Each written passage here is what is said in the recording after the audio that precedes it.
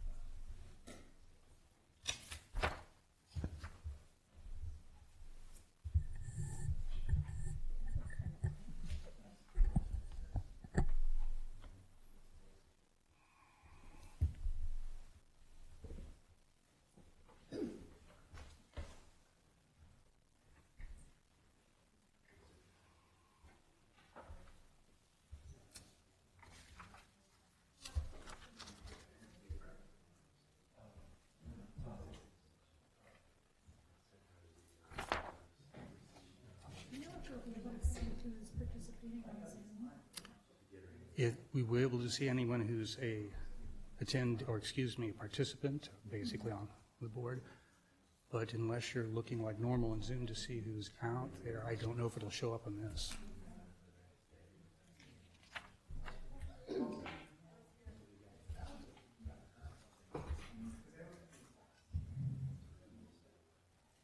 So we won't be able to see the attendance? I don't think we will, no. It doesn't normally come up. Pardon? Yeah.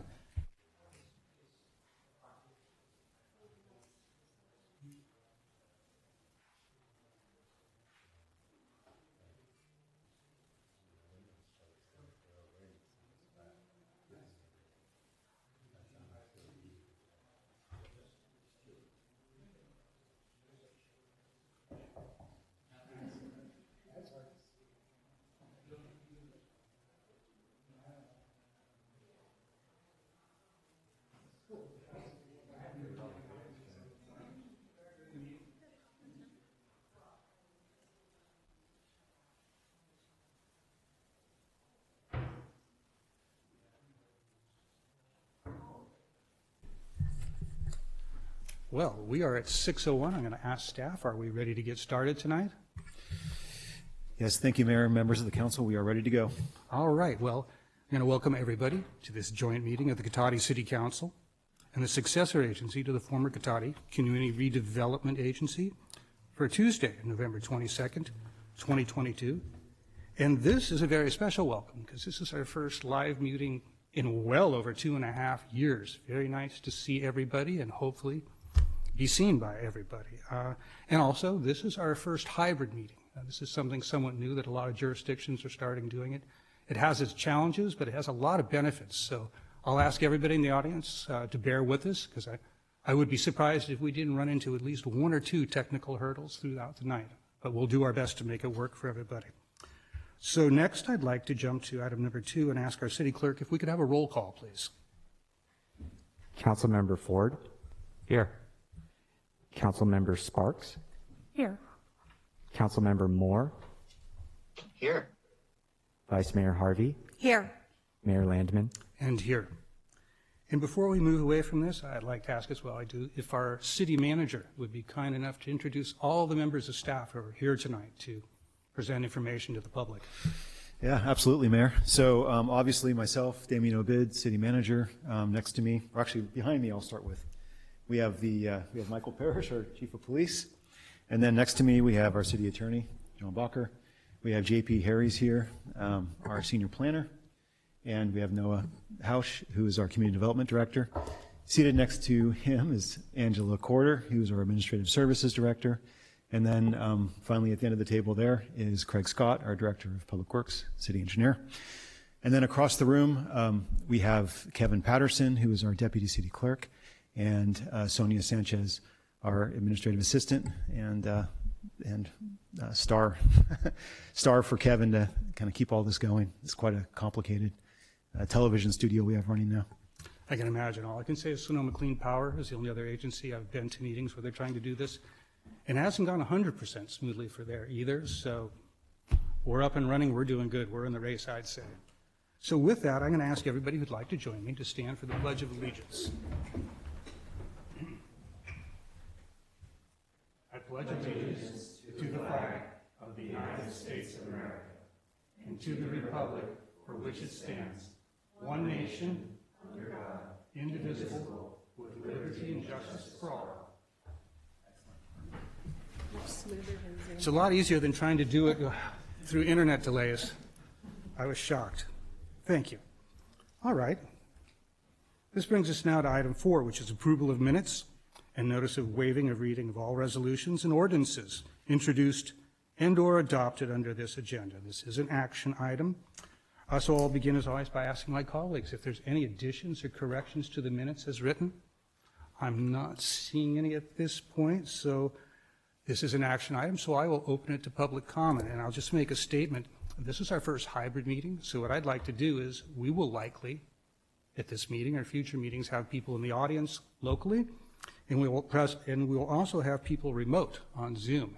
And what I'm going to do is alternate who I call on first to speak, and that way it gives everybody the best opportunity, I think, and it doesn't favor any particular class of attendee with the ability to always have the first word or the last word.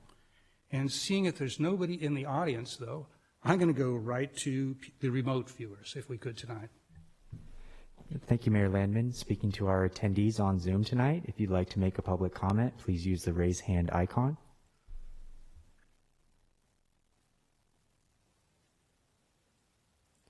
Mayor Landman, that will end public comment. All right, thank you. So this, again, is the minutes for the November 8th, 2022 meeting, and I would be looking to see if there's a motion and a second for this. Move to approve?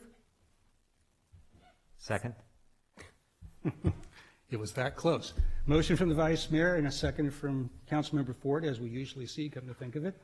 And thank you, Councilmember Ford, for coming inside with us from your regular position. That's appreciated.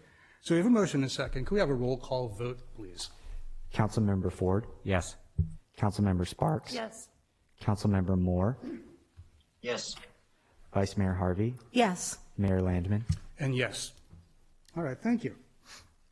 So this brings me to announcements, and bear with me, I do have a few things to read for the public. And I'll begin with our meeting orientation for new attendees and viewers.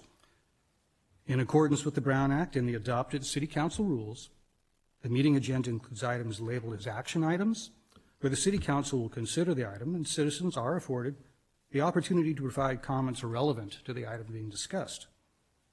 The meeting agenda also includes a citizens' business item, which is the designated place on the agenda where citizens have the right to say whatever they wish. The City Council may or may not choose to respond to comments, as the government code allows. However, if the City Council declines to respond, it should not be perceived as giving credence to or agreeing with any statements that the City Council or its members might feel are incorrect, misinformed, or purposefully biased.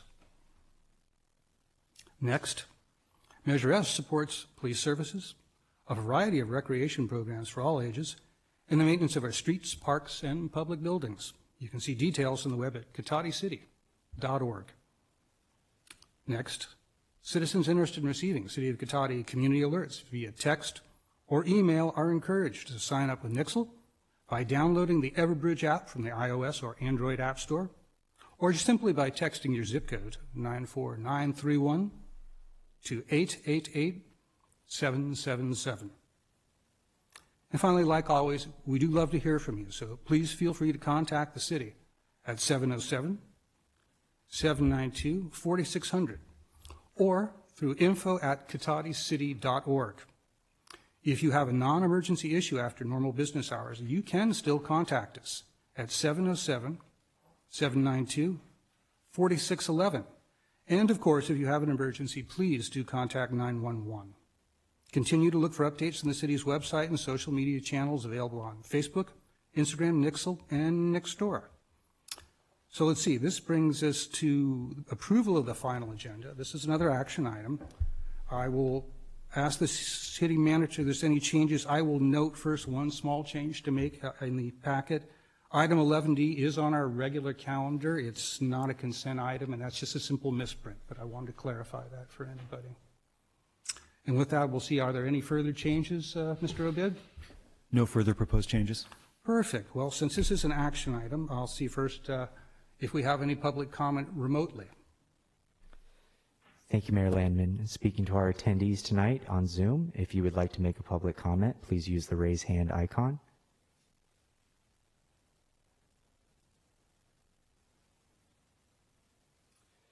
Mayor Landman, that will end public comment.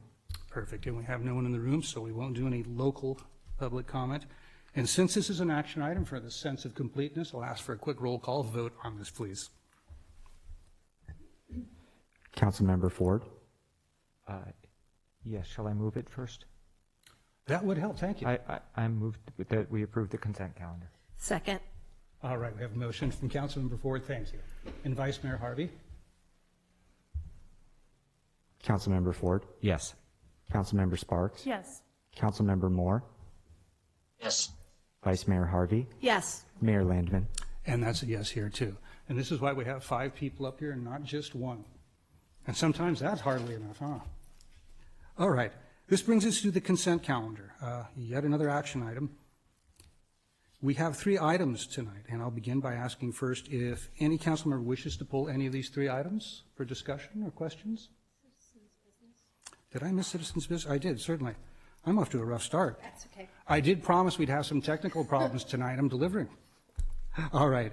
So that takes us to approval of the final agenda. We are to citizens' business and public comment for consent calendar items. And I am remiss, the Vice Mayor is correct, because there's something I need to read first before we begin this.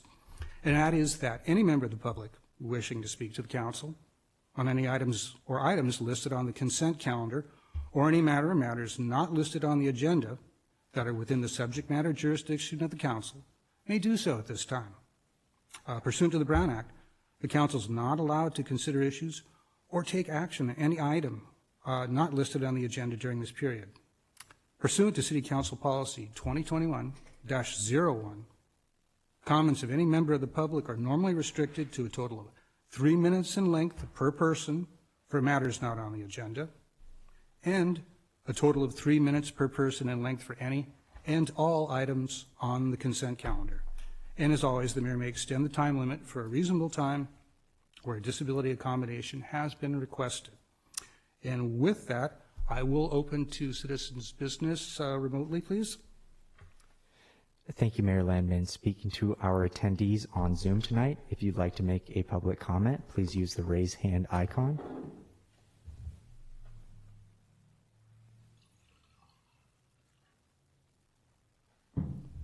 Mayor Landman, that will end public comment. All right, thank you. So that does bring us back for consent. And as I mentioned, we do have 3 items. I don't believe anybody wanted to pull any of those, as I remember. We do. Yes. Good, okay. Which item are you interested in, Councilmember Sparks? I would like to pull the urban agriculture item, please. An urban ag, the item that would not die, is back. All right, so that's C. So we'll put that to our first thing on our regular agenda then. And we will, let me make a note. And we will do items just A and B on consent. So do I have a motion for that? Move to approve the consent calendar items A and B. Second, and I want to apologize. It was me who jumped an agenda item ahead at our last. My last motion was incorrect. It should have been a motion to approve the agenda. I misstated. Like I said, it takes all 5 of us. We'll get there. And to be fair, we have a good excuse saying we're not only are we out of practice, but this is the first time this particular iteration of this council has actually got to do this We've become very accustomed to working together online and doing relatively smooth meetings, I believe, but it's a little different doing it here, so bear with us. So, all right, we have a motion and second for the consent calendar. We've already opened that to public comment, so I'll look for a roll call vote, please. Councilmember Ford, Yes. Councilmember Sparks, Yes. Councilmember Moore, Yes. Vice Mayor Harvey, Yes. Mayor Landman. And that's a yes for me. All right, that takes us through consent now to item 9, which is our direction on future agenda items. And I will ask if anybody has any direction on future agenda items tonight. Going once, going twice, and no takers with that. So this brings us tonight to public hearings. And we do have 2 public hearings tonight. The first is item 10A, and this is an introduction to first reading of an ordinance that removes the use permit requirement for multifamily housing projects in the NM and NU residential zoning districts and revises the administrative procedures for appeals by the City Council. So I'll ask for our staff presentation on that, please. Thank you, Mayor Landman, members of the council. My name is J.P. Harries. I'm a senior planner with the City of Cotati. And this is agenda item 10A. It begins on page 88 of your packet and is multifamily housing streamlining and discussion about city council appeals. The proposed ordinance in your packet is on page 105 through 114, and it proposes to do 2 things. The first is to remove the requirement for a use permit to develop multifamily housing in the NU, that's the Neighborhood Urban Residential Zoning District, and NM, which is Neighborhood Medium Density Residential Zoning District. And it also revises the administrative procedures for city council appeals of a either staff or planning commission decision. A little bit of background. You've discussed this item before. Back in March, we brought it to the Planning Commission, and we reviewed a suite of proposed changes to the land use code that would streamline multifamily development. And it included increased height without a use permit, increasing the land coverage of these higher density residential districts. And it also included a proposal to eliminate zoning in the NM and NU district.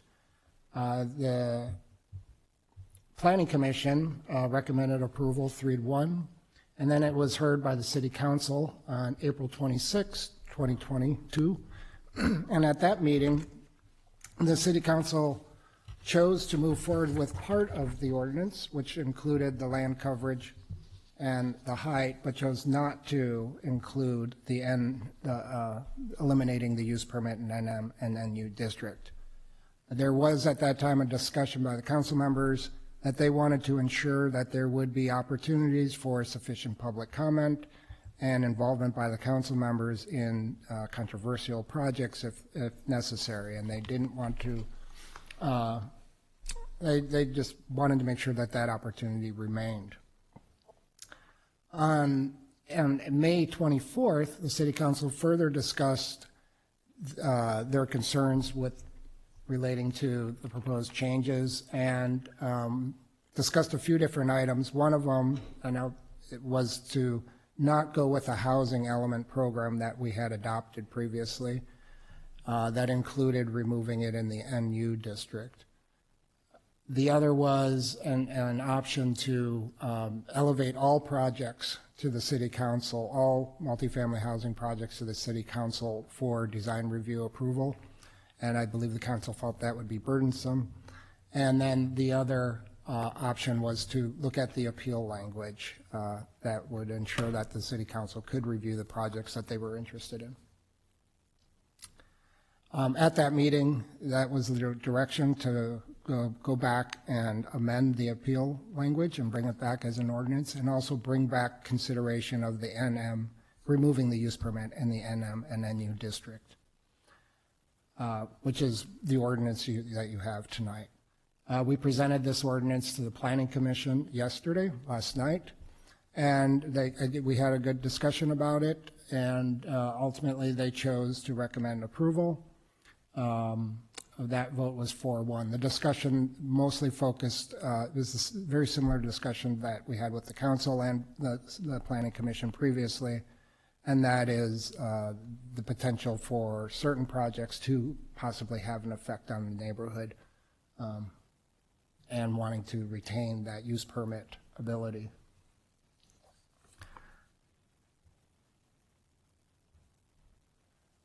So on packet page 109, which is part of the ordinance, this is the change. This is what the ordinance would do. It would amend what are our use tables, and it would eliminate the use permit requirement and change it to permitted. It's important to note that though it would be permitted, it does not make it a non-discretionary or ministerial process. Any application of this type would still have to go to design review, of which there is an abundance of findings that have to be made. It would still require, and larger projects would require planning commission review, and then those decisions could always be appealed up to the city council by any member of the community. The largest effect of eliminating it would be to, it might limit the scope of what CEQA would look at. It would be more design review focused. And it would also, I think that's the primary effect. It would still require discretionary review by the reviewing body.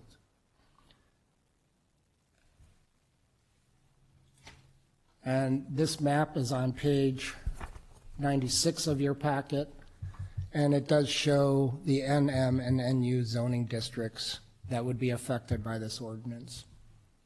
These are largely already developed properties. Many of them probably already have use permits when they were originally approved. Those use permits run with the land. The ones that are of this zoning that might be underdeveloped would be those along East Cotati Avenue, probably are the primary ones that you would see developed at a higher intensity than what's out there today. And then as a reminder, these was the direction from our general plan to staff that we pursued. And one, excuse me, the first one, program, Housing Element Program 2-6, was titled Barrier Removals for Multifamily Development. And this directed the city to remove two barriers. One is this amendment to remove the use permit requirement in the NU district, and the other was to look at parking. We're not doing that tonight. We're just focused on the zoning change. The other was Program 3-9, which again recommended removing the use permit requirement in the NU zoning district. The other action item came out of the land use element, and it gave more broader direction, but it directed the city to find methods to streamline and simplify the process for reviewing projects and look for opportunities to reduce redundancies and delays.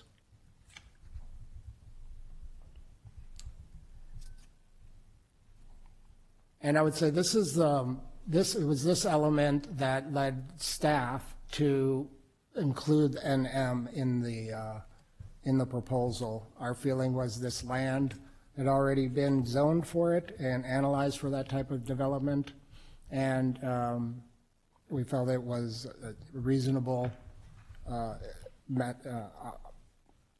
amendment to include in the ordinance. So in May, you discussed the appeal section, and what we heard was there was a desire to amend the appeal section to eliminate the directed referral section, which we felt was somewhat problematic in that it gave one council member the ability to direct who would review a certain project. We weren't certain it would be successful if challenged.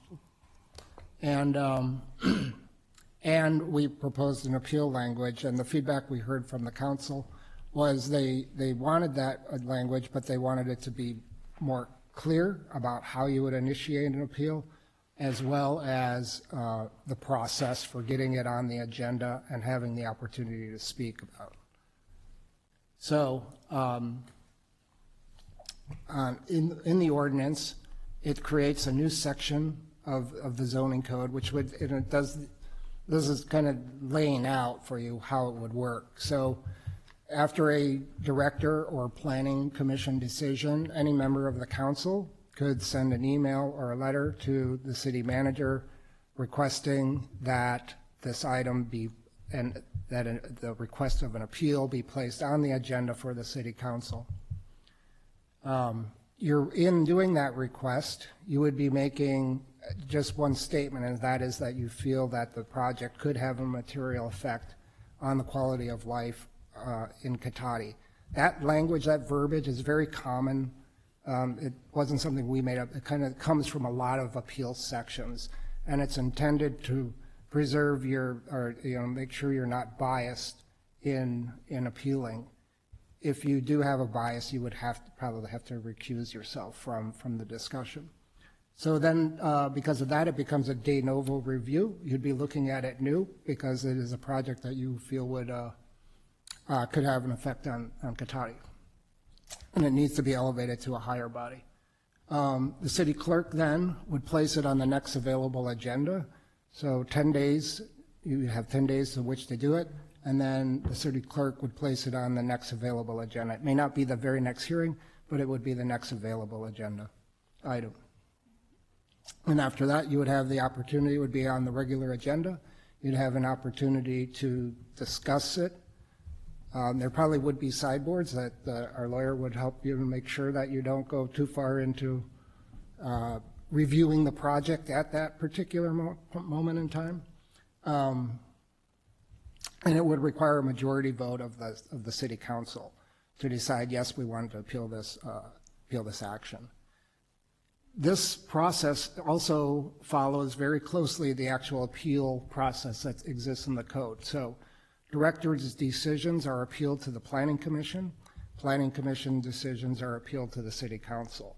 That benefits you because if you wanted to appeal a director decision, you would have the benefit of hearing what happens at the Planning Commission. If you still didn't like that Planning Commission decision, you would initiate the appeal again. It would rise to your body. And that is really the meat of the ordinance, and we recommend adoption of the ordinance. Again, it's on page 105 through 114 of your packet, to remove the use permit requirement for multifamily housing located in the MU, NU, and NM residential zoning districts, and revise the administrative procedures for city council appeals. And with that, I'm available for questions or comments. That's a perfect segue, because in the very last seconds of your comments, you actually answered the one question I had. So I'll look to my colleagues and see if you have any questions. We'll start with the Vice Mayor.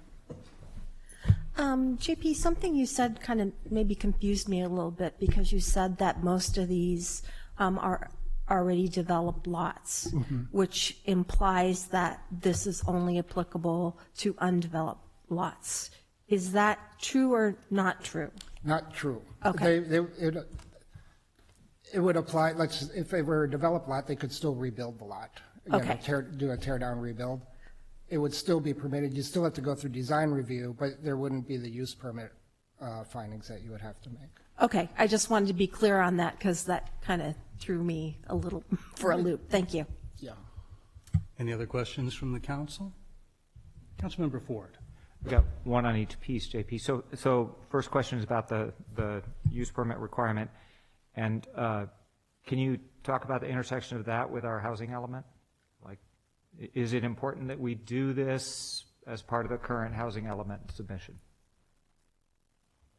Or Director House? Well, it is a program that we adopted, and Noah could give you a better sense, apologies, of how it's weighing in on what's happening today with housing elements and the state. Well, yeah, the council is very well aware of the kind of the climate that housing element review is in today, and you'll recall when we discussed this item previously, there was a concern that if we were not implementing our 5th cycle housing element programs, first of all, they would have to roll into the 6th cycle housing element, so we would have to include it in the current draft that we just submitted to HCD last Friday, and also there may be some concern on the part of the HCD staff as to our commitment to implementing our housing element programs. Great, thanks. The second question is on the appeal process, and I just want to get some clarity about what the discussion topic would be at council at that first meeting. Is the topic just, will this project have a material impact on quality of life in Cotati, or whatever the verbiage is in the ordinance? Is that what the council has to vote on, or because that seems like a tricky discussion. How do you have this discussion about whether you want to appeal without reviewing the project? Yeah, happy to. JP, is the intention to actually put on the agenda, the face of the agenda, consideration of whether to appeal the item? Or would it just... That's the way it's drafted, okay. Yes. So that would give you some flexibility to talk about the agenda item. It would be an agenda item, right? So you could talk about it. There's a fine line, though, between talking about whether to appeal it and offering views on it before the hearing is held. So we haven't really figured out exactly how to cabin that and what suggestions we would have. But basically, the question is, is this something important that we want to have the council hear? And so that's how I think I would counsel you to look at it. But where that line is exactly in an individual case is going to be hard to identify. Does that answer your question? Yeah, thanks. That's helpful. Yeah, did you have a chance yet? No? Go ahead. As a follow-up to that, I think some of the discussion that we were concerned about is some of the housing projects that we've had over, the last decade.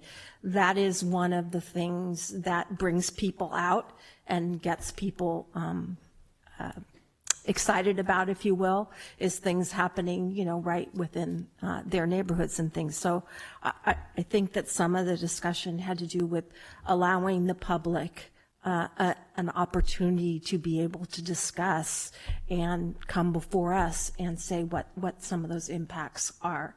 Because other than that, they don't really have an opportunity to do that. So I think that, again, having seen some of these projects, with a lot of people at design review and then a lot of people at planning commission and then a lot of people, at city council, I think that giving the public that opportunity, we may go one way or the other depending upon, what the outcome is, but it does provide that public input opportunity. All right, any further questions for staff? I'm going to open it to public comment, and I'm going to start local because I do have at least one person here now. No pressure. I'm good, thank you. I think he officially has to ask you, but Sorry. That's all right. Let's go to the remote and see if we have anybody who'd like to participate there. Thank you, Mayor Landman. Speaking to our attendees on Zoom tonight, if you'd like to make a public comment, please use the raise hand icon.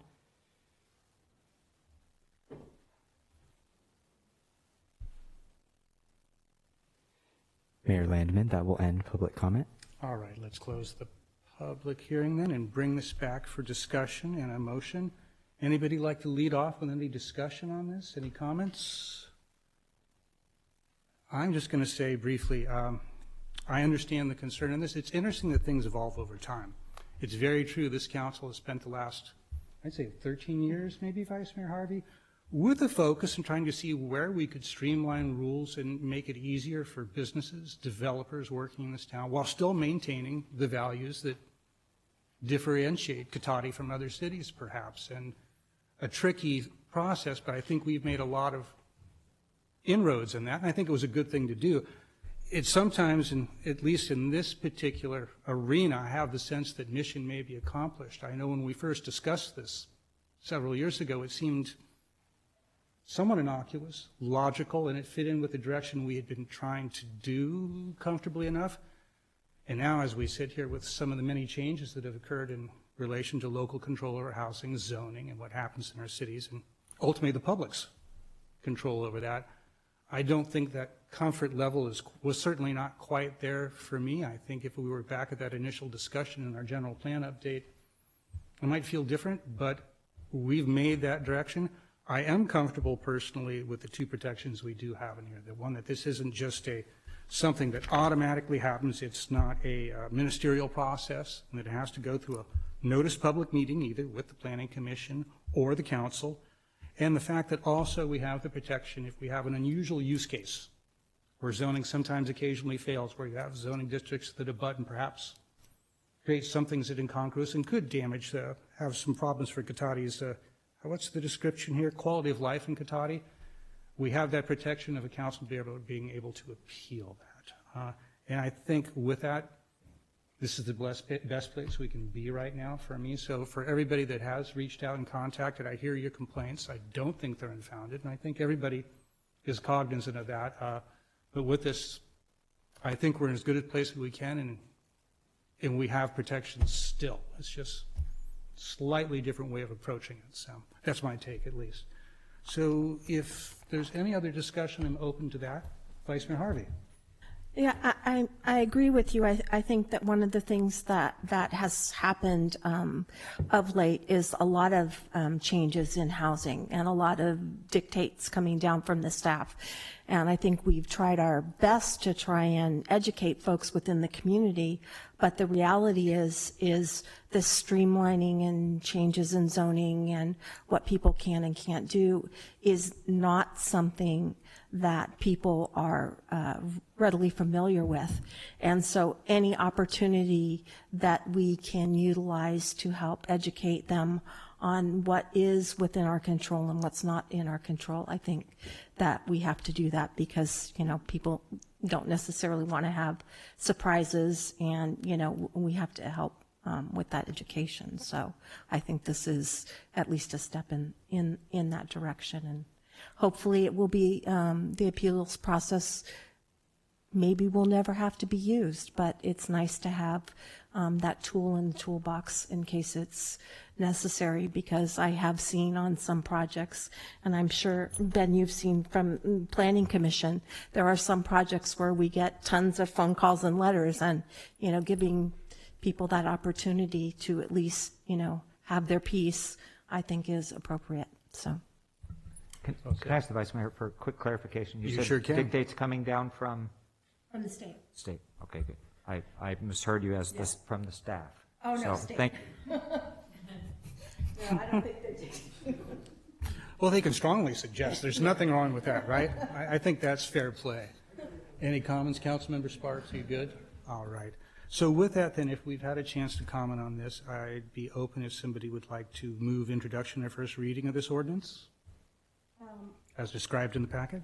Okay, I would move the first reading of an ordinance amending section 17.22.020, allowable land uses, and chapter 17.84, appeals of the Cotati Municipal Code to remove the use permit requirements for the proposed multifamily projects located in NM, neighborhood medium density, and NU, neighborhood urban residential zoning districts, and revise the administrative procedures for appeals by the City Council.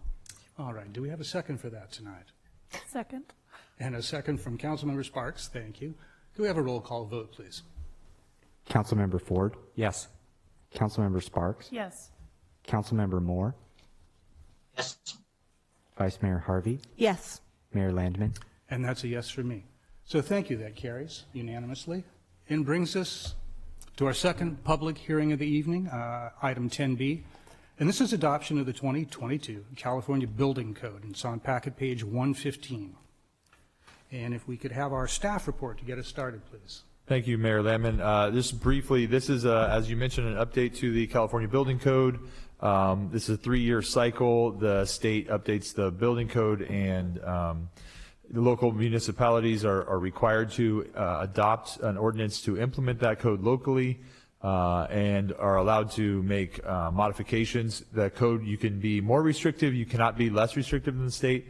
And the council recall there was some directive to adopt a few of the optional appendices, including the tiny home appendices, to allow some flexibility for future construction, should those types of, or that type of construction benefit from some of the flexibility, and it's primarily around staircase dimensions and lofts for in the future.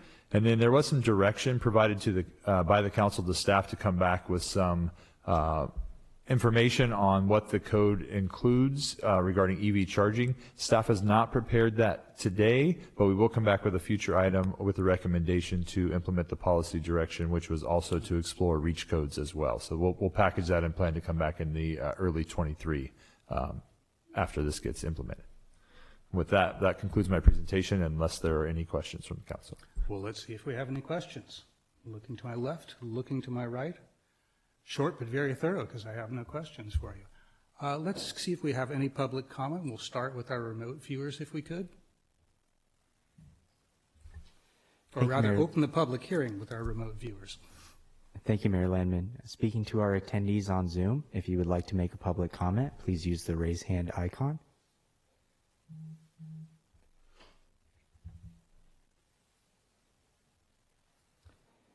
Mayor Landman, that will end public comment. And we'll just check and see if we have anybody locally who'd like to speak in this item. Kay Rivers. So, hi. I just wanted to say I think it's great that this decision is made around ADUs. I have one, and it actually helped me and my family to be able to buy a home here in Cotati, was knowing that we could have that rental income to help us pay our mortgage. So thank you for making that easier. And thank you. All right, that will end public comment. So that then closes the public hearing, and I'll bring it back to the council to see if there's any further discussion or if somebody would like to move adoption. I would move that we adopt an ordinance to update and amend the California Building Code to implement changes for the 2022 building code cycle. I would second that. Okay, motion from the Vice Mayor and a remote second. I think our first ever remote second for the Cotati City Council from Councilmember Moore. Thank you, Councilmember Moore. All right, can we have a roll call vote, please, on that? Councilmember Ford? Yes. Councilmember Sparks? Yes. Councilmember Moore? Yes.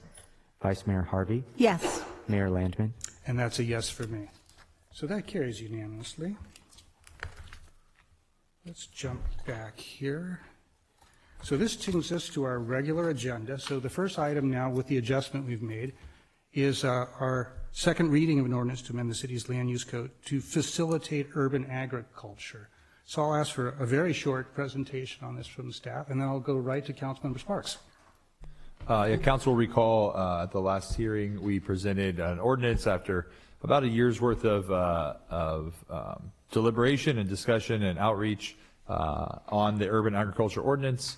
It was approved or introduced as the first reading, and tonight's presentation, or tonight's item, was a second reading.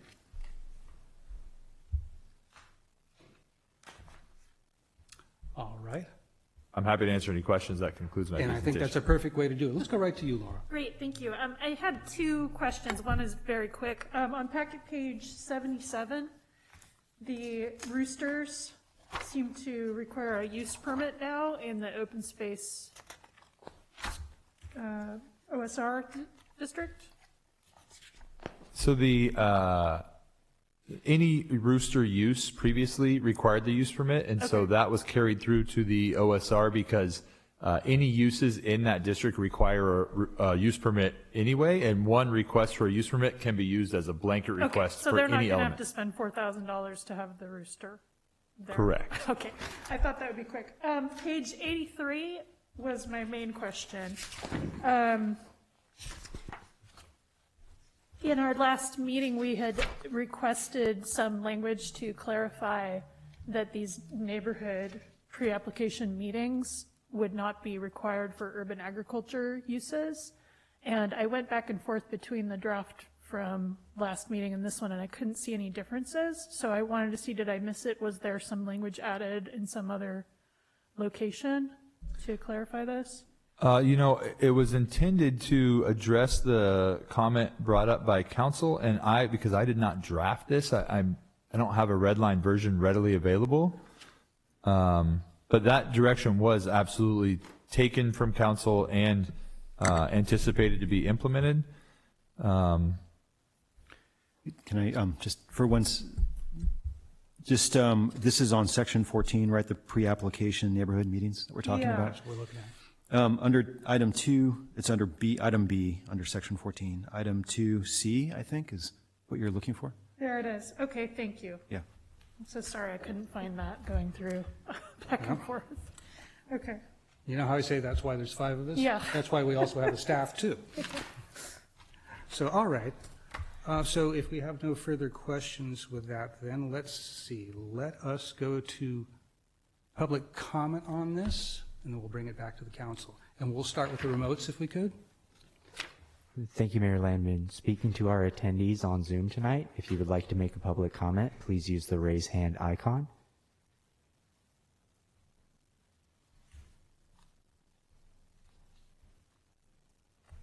Mayor Landman, that will end public comment. Okay, so let's do our local, see if we have anybody who wishes to speak. Seeing none, that will bring that back to the council then. And I'd like to see if somebody would like to move this ordinance. Councilmember Ford, I saw your finger move. Let's see.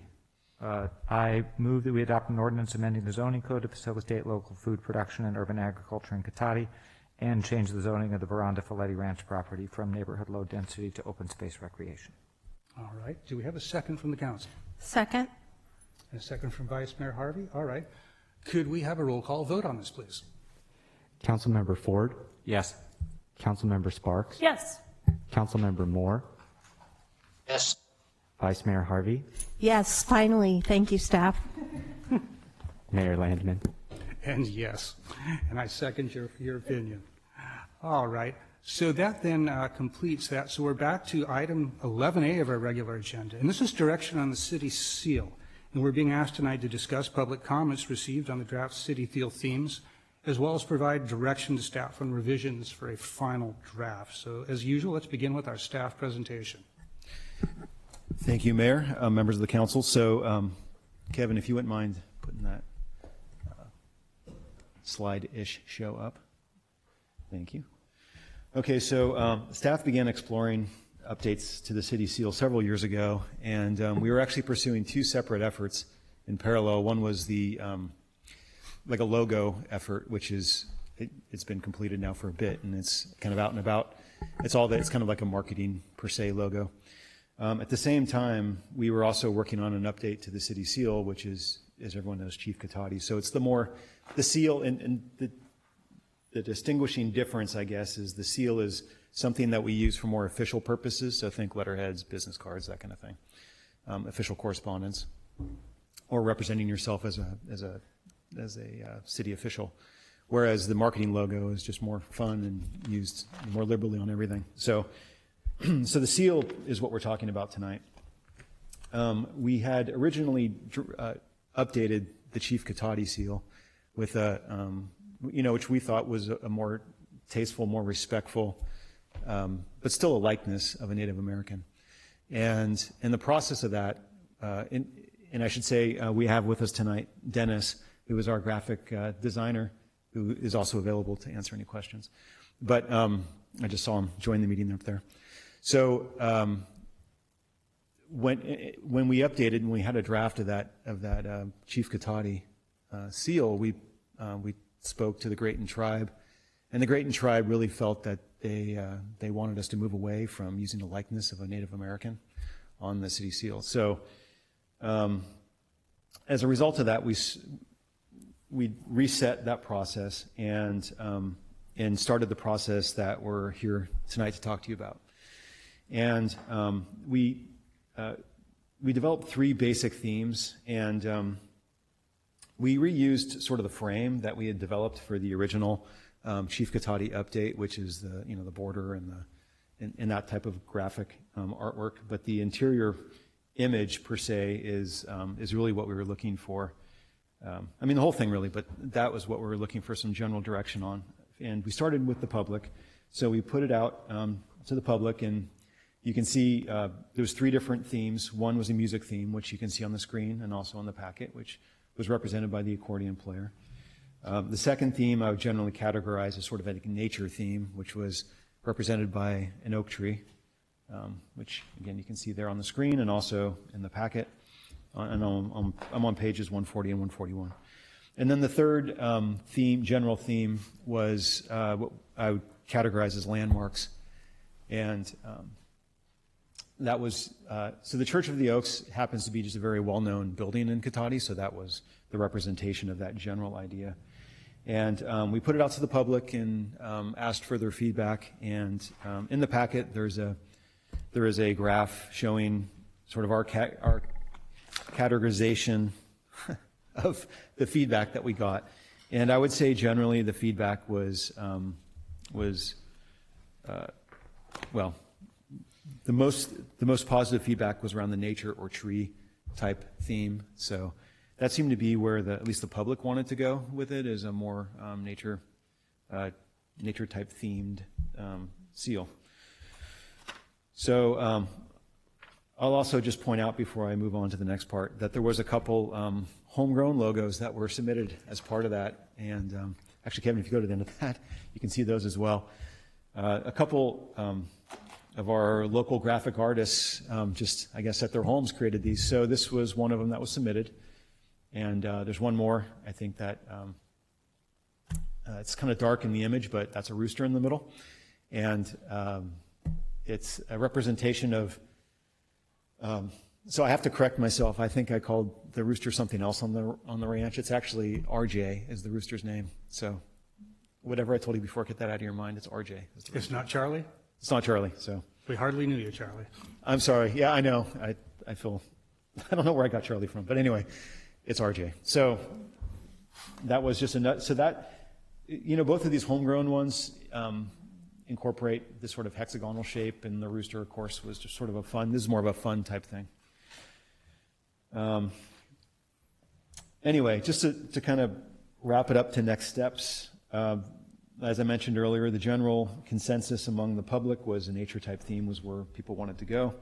And based on conversations with just internally with staff, but also looking at the public feedback and talking with Dennis, who, as I mentioned, is with us tonight, our graphic designer, we came up with some general thoughts for consideration for the council tonight. And one is that we do maintain a circular seal shape, and the benefits versus a hexagon, which would be the other obvious choice for a seal shape, is that it's just a more efficient use of space and maximizes the area for the illustration.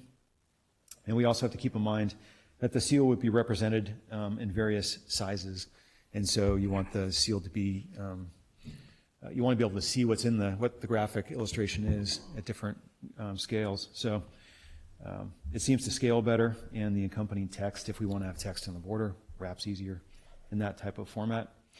The illustration itself features, as I mentioned, the consensus being nature elements native to Cotati, and some possible thoughts for consideration could be that one thing about the oak tree, people like the oak tree, but they also felt that it might be a bit generic.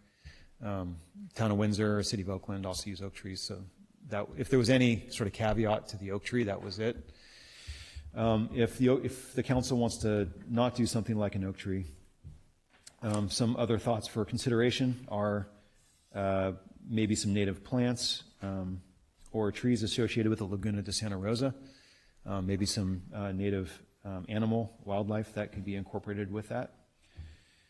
And I think finally, with regard to the Native American culture, probably, just brainstorming it internally and based on the comments that we received, if we want to incorporate some of that, part of, maybe one of the best ways to do that would be incorporate something more subtle, like it's suggested here, like a basket weave or some sort of texture that would be representative of Native American culture, but wouldn't be so overtly represented, such as like a profile of a Native American. And obviously, just, when you're thinking about this too, there's a limit to how much can fit in there. So, cleaner and simpler is always better. I mean, you can't just throw the whole kitchen sink in there, otherwise it just becomes too much. I think everyone's seen some seals like that, and it's just not very. It just looks like too much, and it kind of gets diluted. That does obviously leave out a music theme.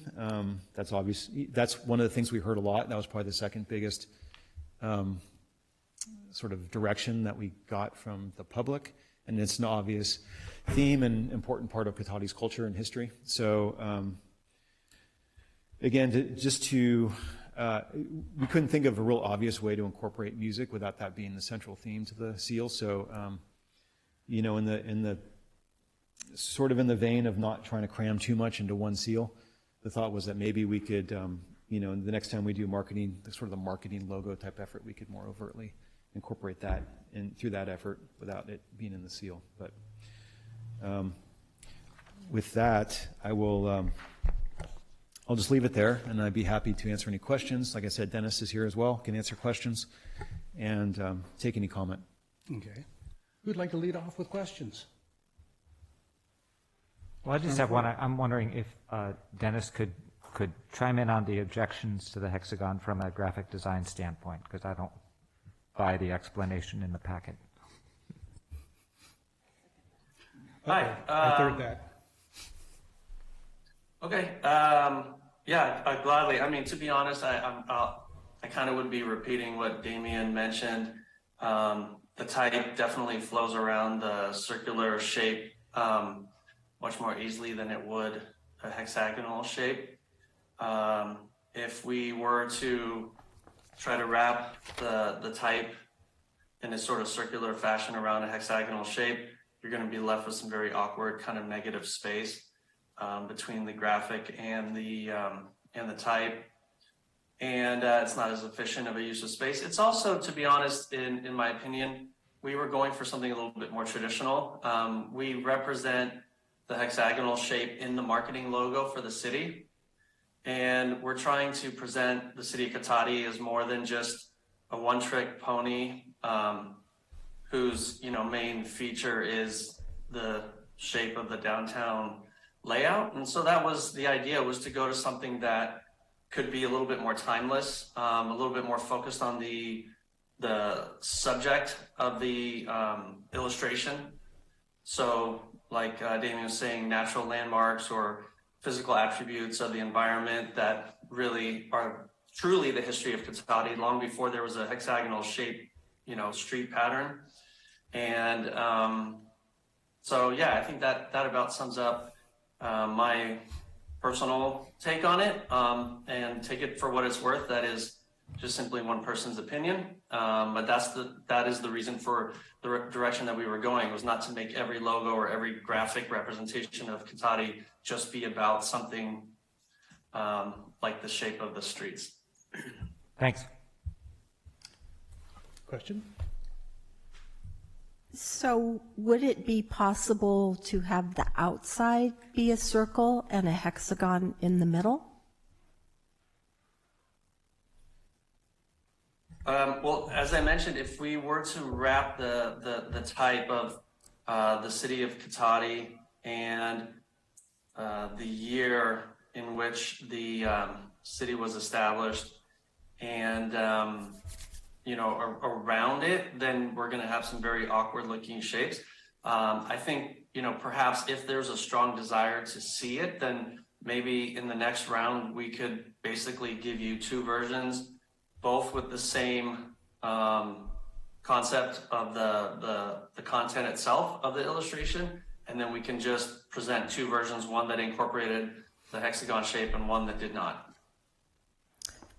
Okay, yeah, I do feel very strongly about this. We are one of two cities in the United States that has a hexagonal shape, and I think that it's important. It's one of the things that does set us unique. I looked at hundreds and hundreds of city seals, and there isn't anything out there like that, and I think that, one of the things that people comment on a lot is our downtown and the plaza and that hexagon shape. It's what makes us the hub of Sonoma County, which people talk about a lot. So I think it needs to be incorporated in some fashion. The other thing that I get what you're saying about it being busy, but I did notice that a lot of city seals have kind of multiple kind of aspects to them. Some looked busier than others. I think the ones that looked less busy were ones that, you know, kind of had sectioned off, so you kind of could see, you know, different things about the community, not laid on top of one another, but in their own little section. So, yeah, there's lots of seals out there, so thank you. Please, go ahead. I think Vice Mayor Harvey might have answered my question, but I just wanted to know, are we aware of any other cities that have a hexagonal seal? Yeah, I'm not a seal, not an official seal. No. Thank you. Well, I think this is the council can hardly wait to get into discussing this because we're just crossing the line of questions right now. So, but first, let's hear from the public on this. And I will start, if we can, with our remote viewers and see if anybody would like to comment. Thank you, Mayor Landman. Speaking to our attendees on Zoom tonight, if you would like to make a public comment, please use the raise hand icon. And the Zoom name says Savs. Please go ahead. Thank you. Sorry for the mislabeling of my name. I'm in Lobby. I live on Kingston Way. I just want to appreciate you all for changing the seal. And I've always felt that the Native American imagery was pretty cartoonish. And most recently, with all the understanding about racism and so on, it's just been pretty embarrassing. I am a bit disappointed. I think the tree is the one that we're going with probably, and it, in someone's attempt to be more official, we turn out to be just more bland. So that's too bad. If I was a graphic artist, I would try to give you something better, but I'm not, and I'll just appreciate the work that you've done. Thank you.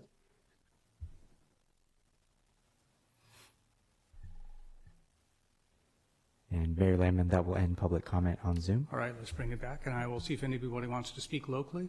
Please approach if you'd like.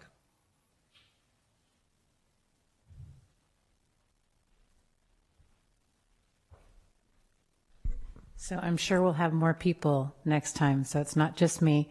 But I would just like to say also, when I first moved here and pulled in and saw the sign, I just was like, really? And then the more I learned about the city, the history of Cotati and how there was actually no Chief Cotati, didn't even exist.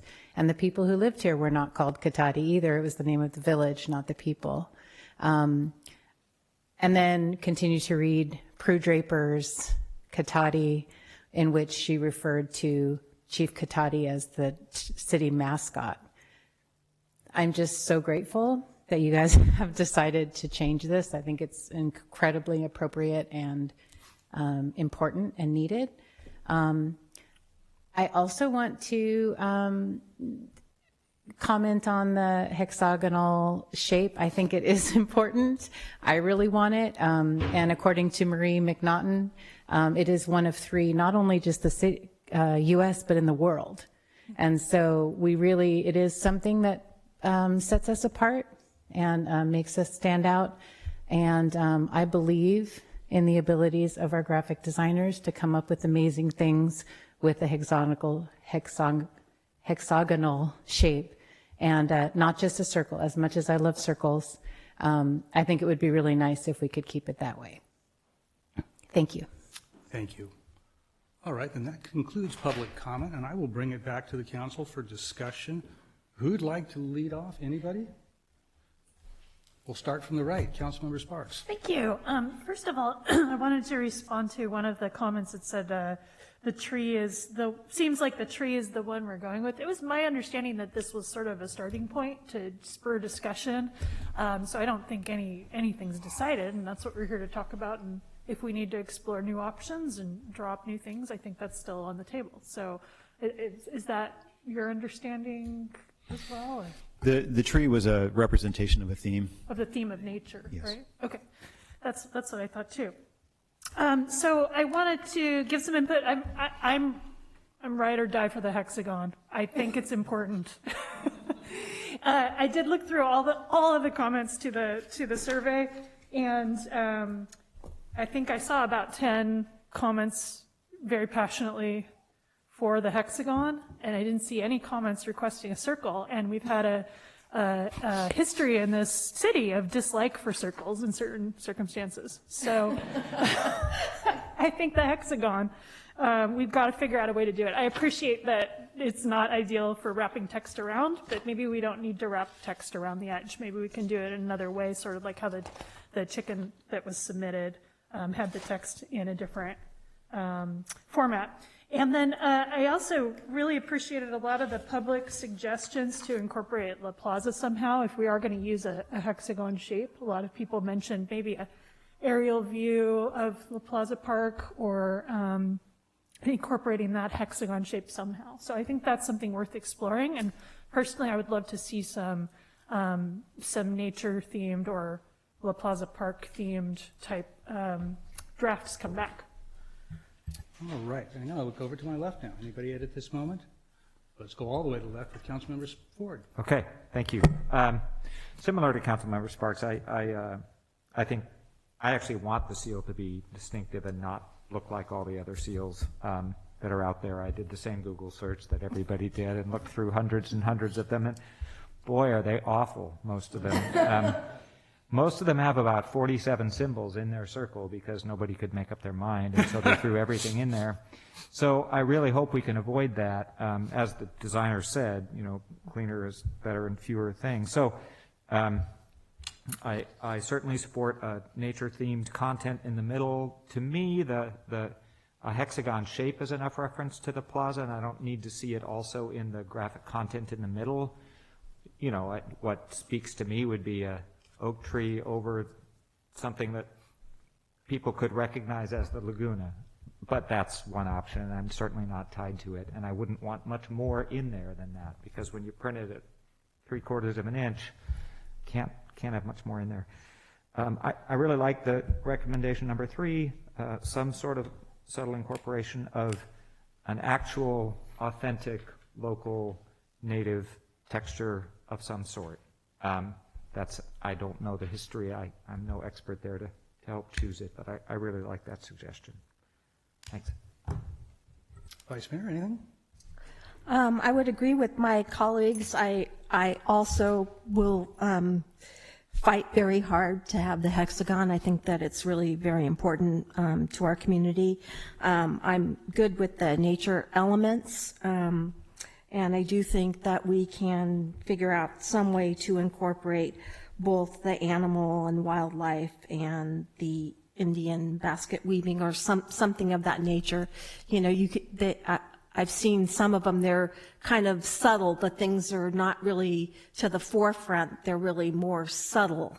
And so I think that all of those could be incorporated. And I think it was also in the comments, you know, if we're going to do an oak tree, it should be more representative of, for instance, that special oak tree that we have over at the Veranda Floody Ranch, because I know that a lot of people, you know, like that particular tree, and it's a beautiful tree. And, you know, that is my 2 cents and direction. Thank you. All right. And I'd like to go to Councilmember Moore remotely. Thank you, Mayor Landman. I would kind of concur. I would lean toward the nature theme. And I think if the graphic would allow for the hexagon shape, that'd be great. If it would make it too difficult to see on a smaller scale, then I'm not married to that. But I would follow the recommended or the more popular nature theme on there. And then something that might be to this area, as Councilmember Ford was indicating, maybe something that represented some sort of nature theme or something with our laguna or something along those lines. So that's my thought on that. Thank you. Thank you, Councilmember Ford. Yeah, I thought I was going to be clever when we, okay, what did I say? You said Ford. I'm used to Ford.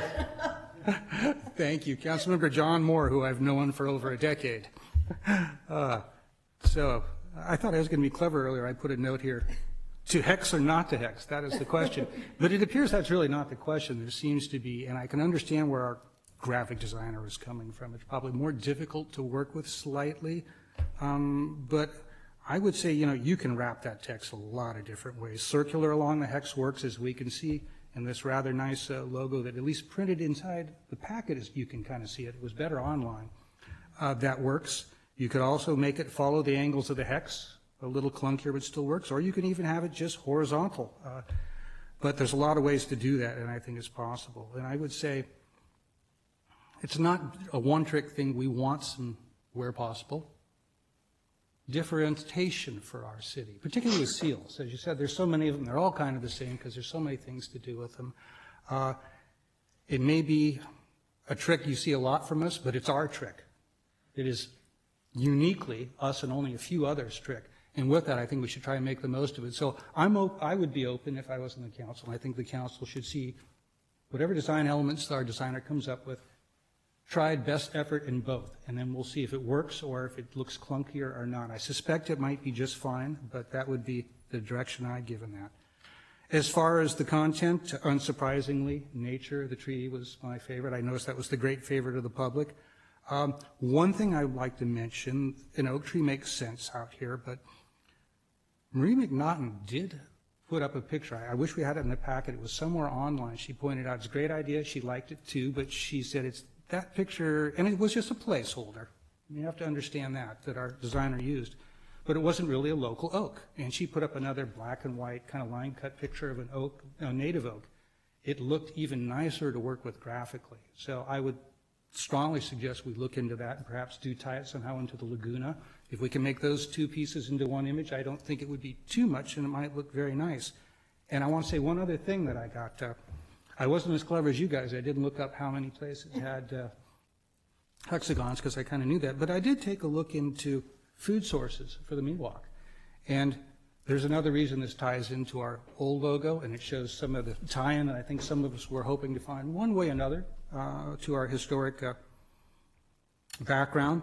That was one of the major food sources for the Miwok. Evidently, according to Google, who seems to know about these things, says that each family ate anywhere from 1,500 to 2,000 pounds of acorns a year. So that's a very significant staple part of the diet. So in that small way, we keep our connection to the people that lived here first, and maybe that does that. Because I'm certainly open to seeing basket weaving or something, but I have a feeling, like we talked about, it could get too busy, too cluttered, and so I'm open to seeing it, but frankly, I wouldn't even call for it. I think just with a good oak tree, have the acorns visible, certainly, and tying to the Laguna, we might have enough right there to work with. As far as music, I can see where everybody would love to see it. I'd love to, but I don't know where you go with that.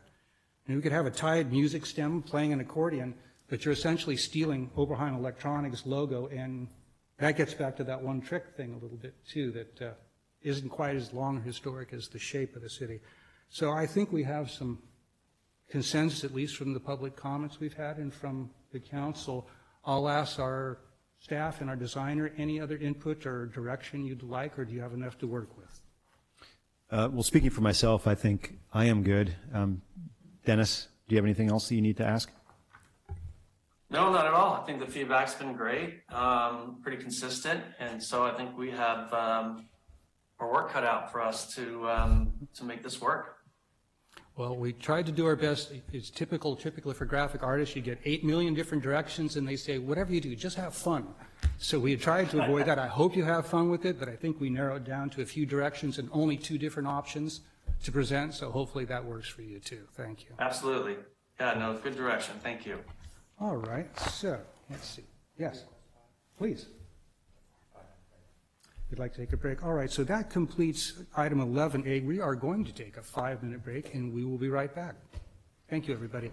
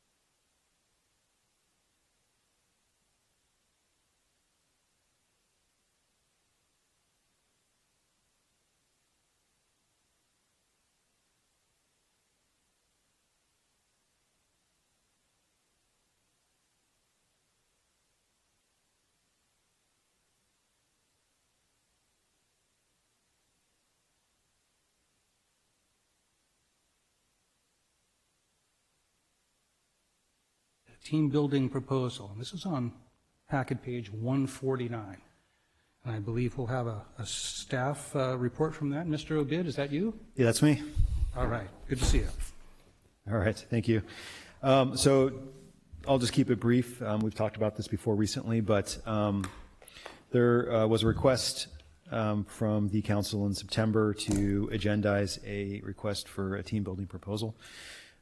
Staff reached out to the other city managers in Sonoma County, and they had sort of by consensus said that Management Partners was the one that they use. In many cases, had direct experience using them and recommended them, so we reached out and got a proposal. That proposal was discussed at the November 8th meeting, and the city council feedback to staff at that meeting was that the proposed scope of work was too similar to the existing strategic planning process, and the city council requested that staff work with the consultant to see if the proposal could be amended to reflect the team building intent rather than just largely duplicating an existing planning process. So on packet page 151, that updated scope, which is largely activities 1 and 2 in the original scope, are included. That get away from the strategic planning scope that the original proposal had in it, and it's this one is intended to be more aligned with helping council members get to know each other and where they want to go with their time on council. So with that, I'd be happy to answer any questions. Oh, well, that's a perfect segue. Do we have any questions for the city manager from anybody? Go ahead. I just had one question about the, oh, I'm sorry. You have to let me know if you want. I'm fine with that. That's why I looked at you first. Please go ahead. Sorry. I just had one question about the work products that would come after the workshop. It seemed in the previous proposal, I'm trying to remember now, that the consultant would have produced sort of several documents or more extensive sort of strategic plan like information after the workshop. Was that scaled back, or is it pretty much the same as before? It seems like now it's saying there would just be a sort of a report about the workshop afterwards. Well, yeah. So in the original proposal, there were the pre-workshop interviews, and then basically an agenda for the workshop, kind of putting together that and facilitating that. Mm-hmm. And then after the workshop itself, a workshop report that summarized that, what came out of that effort.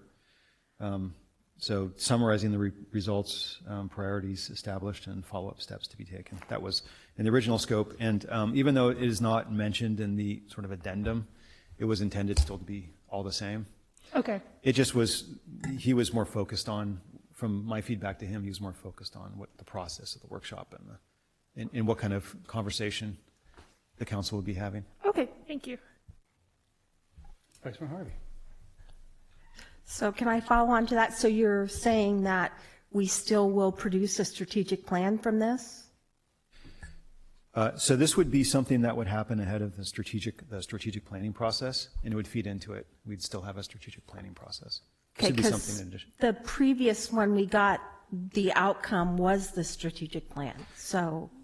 Right, and that's how I understood the feedback from council last time, is that it was basically a facilitated version of what we already do. So if we want to do team building, have something more oriented towards team building, and that's something different, separate from strategic planning. And then we would take that, sort of the results of that, and that would lead into a strategic planning process, not facilitated by this consultant, but like along the lines of what we do already. Okay.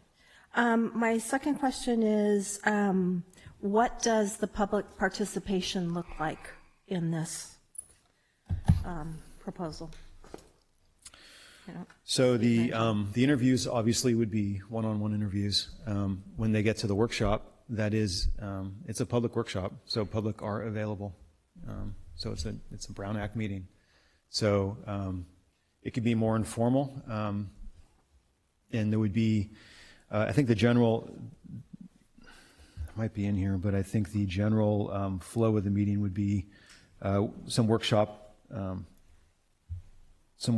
in the morning to get through some of these questions, and then a lunch, like bring in like lunch and continue to have conversations, and then probably finish in the early afternoon. So from talking to him, it'd be like a 9 to 1 or 2 p.m. kind of thing. And the public would be able to be there. So would they just be there in the room, or are they participating? And the reason I'm asking is we just, with the Waste Management Agency, just had a retreat, and in actuality, the public that was there, when we broke out into little groups and things like that, they participated in the little groups. I'm just trying to get a lay of the land, whether they're going to participate in these little individual icebreakers and all of that, or are they just going to be observing us? I just kind of wanted to feel for that. Yeah, so he was in discussing sort of the flow of the meeting and how that would work. He said the typical way that they do it, and almost all their workshop type efforts, is it would be along the lines of a council special meeting where there's an opportunity for the public to comment, and then they just basically observe, and then it's a discussion among council. I guess it could be opened up for public comment at any time the council wants to, but it would generally be public comment up front and then into the workshop, but they would be present in the room. Thank you. Any questions from the council here? I'll check and see if Councilor Moore, I can't quite see if your hand's up on the screen from this angle, so let's check in with Councilmember Moore.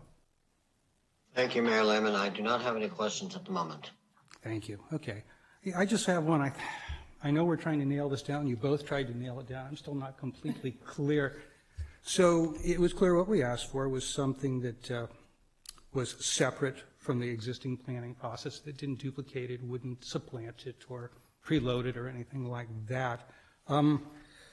What exactly, again, is this report out? I mean, it's not something that's supposed to lead into planning, strategic planning items, is my understanding, if we're keeping it separate.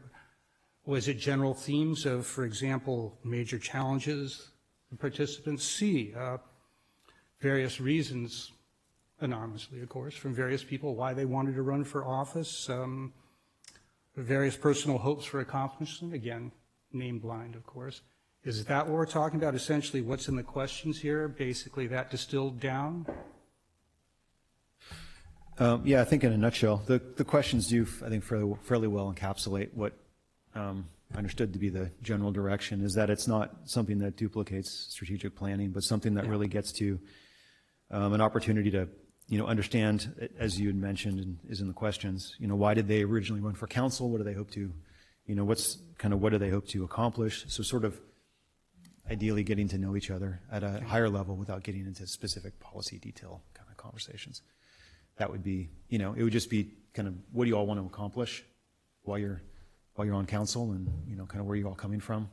Mm-hmm. And then hopefully moving from that into strategic planning once the council knows each other. I think that was at least the direction as I understood it. And, probably easier to do once you've had that kind of initial icebreaker, I'd imagine. Yeah.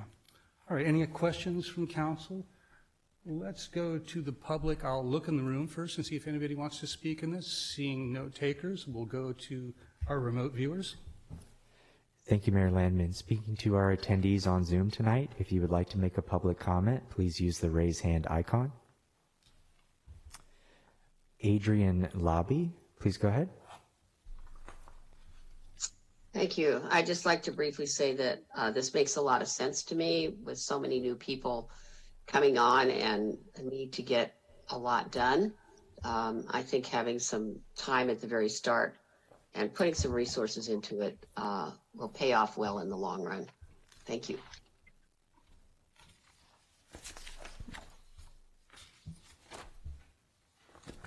Mayor Landman, that will end virtual public comment.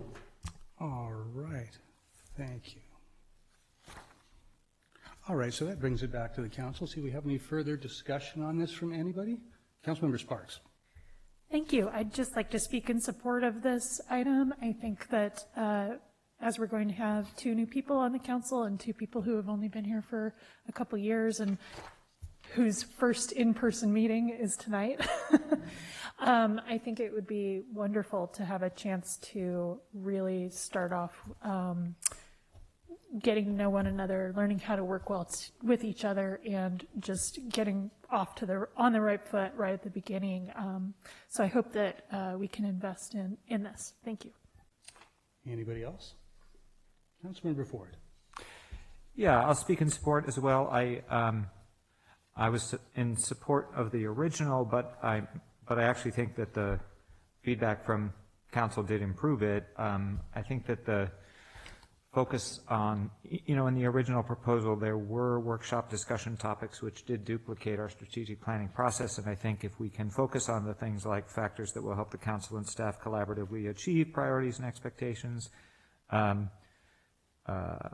prior to, just understanding sort of big picture value kinds of goals that individual council members hold, I think that'll be a better workshop day than what was originally proposed. So I appreciate that effect. And as one of those newer members of the council, I would find this helpful.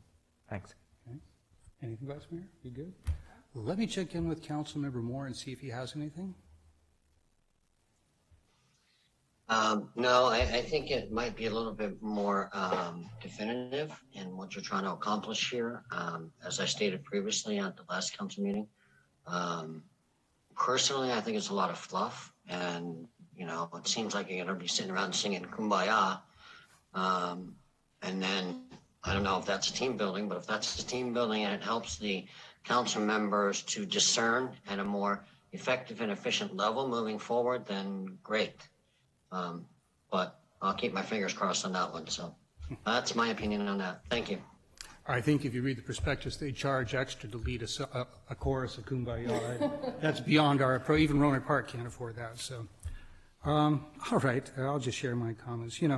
As long as there's agreement on this one key thing, that this is separated from the logistic strategic plan, it's not supplanting, leading into anything like that, I certainly will support this. I have to say, I won't call it fluff, but I'm not sure if I'm completely comfortable with it in terms of being the value ratio isn't ideal for me as cost versus what we're getting perhaps. But I do know this. When we were new council members, we would have never got something like this. But yet maybe we could have used it. Now the city has grown to a place and been improved to a place, a higher level of professionalism and resources where we can provide this. And I know I have two existing newer members who say they'd like to see this. One person that's not a member yet, but will be very soon a member, who said they'd like to see this. So that leads me to saying that I'm fine with this, and I appreciate the discussion, and I do agree this is improved. And this gets back to, like I always say, that's why there's 5 of us, So here we are. So I'm going to look over to my right and see if somebody would like to move this. Certainly. Because it just seems like it should be yours. Thank you. I would like to... Oh, actually, it's just verbal direction. Apologies. Verbal direction? Yeah. But why don't you give them that verbal direction like you said? Go for it, Damien. All right. Got it. Thank you. All right. And you even got applause. Not bad for verbal direction. I'm impressed. All right. So that completes item 11B. Let's cross that out. And now we go to item 11C, which this is our equity ad hoc report and next steps. And so we're being asked to adopt a motion potentially tonight to approve the recommended measures that have come from our equity ad hoc, which is Vice Mayor Harvey and Councilmember Laura Sparks, and direct the city manager to implement said measures in any order of priority, and to also dissolve the ad hoc committee being completed. So let's begin, as always, with our staff presentation. I'm going to ask you, this is a long and complex one to wind through. I'd like to propose that we have Damien do his regular presentation, go over the various staff recommendations. And then when we come back, what I'd like to do, if the council agrees, I think the best way would be we'll go with each recommendation one at a time, and I'll ask everybody just a quick round robin. Do we agree with the staff recommendation? If not, where we're at? And that way, this will allow staff to see where consensus is, to tally what changes maybe some may or may not want. And it'll take a bit, but I think it's the best way to get through this. So if that sounds good, I'll let the city manager get started. All right. Thank you, Mayor. So I'll try to be efficient. not take too long getting through this, but focus on the highlights here. So in June of 2021, the City Council formed this ad hoc subcommittee to look at ways to improve equity and appointed, as was mentioned, Vice Mayor Harvey and Councilmember Sparks to the subcommittee. The assigned tasks of the ad hoc are completed, and so staff has a variety of recommended, the ad hoc and staff, I should say, have some recommended measures that are listed in the staff report. And there's 15 in there, and I apologize for bulletizing it rather than putting numbers. It might make the conversation a little more difficult. But I think Mayor Lemon has a good suggestion to go through one at a time so it doesn't get too confusing. All right, so the first one is, and these are all under the category of community engagement. The first recommendation from the ad hoc is, or the first question to be looked into was provide fee waiver and possibility of grants for multicultural events in La Plaza Park. So just as way of background, park permits we deal with a lot of different events, and the cost of park permits, even though everyone of course wants them waived because why not, they're really pretty minimal, and that's not an issue that we've ever really seen being an obstacle to doing events in the park or events downtown. Maybe a slightly steeper climb is road closures, particularly if it's a really busy road like Old Redwood Highway. That's a more significant kind of thing, and it takes more staff time, more resource, and so that can be $1,000 to $2,000, and so that could be a bit more expensive. But really, most of the costs are internal to the event itself. The vast majority of the costs from the events that we've worked with. The existing policy, as we recently talked about, it does allow staff time waivers for first year ongoing community events with a 50% waiver in the second year, and then the third year it's full price.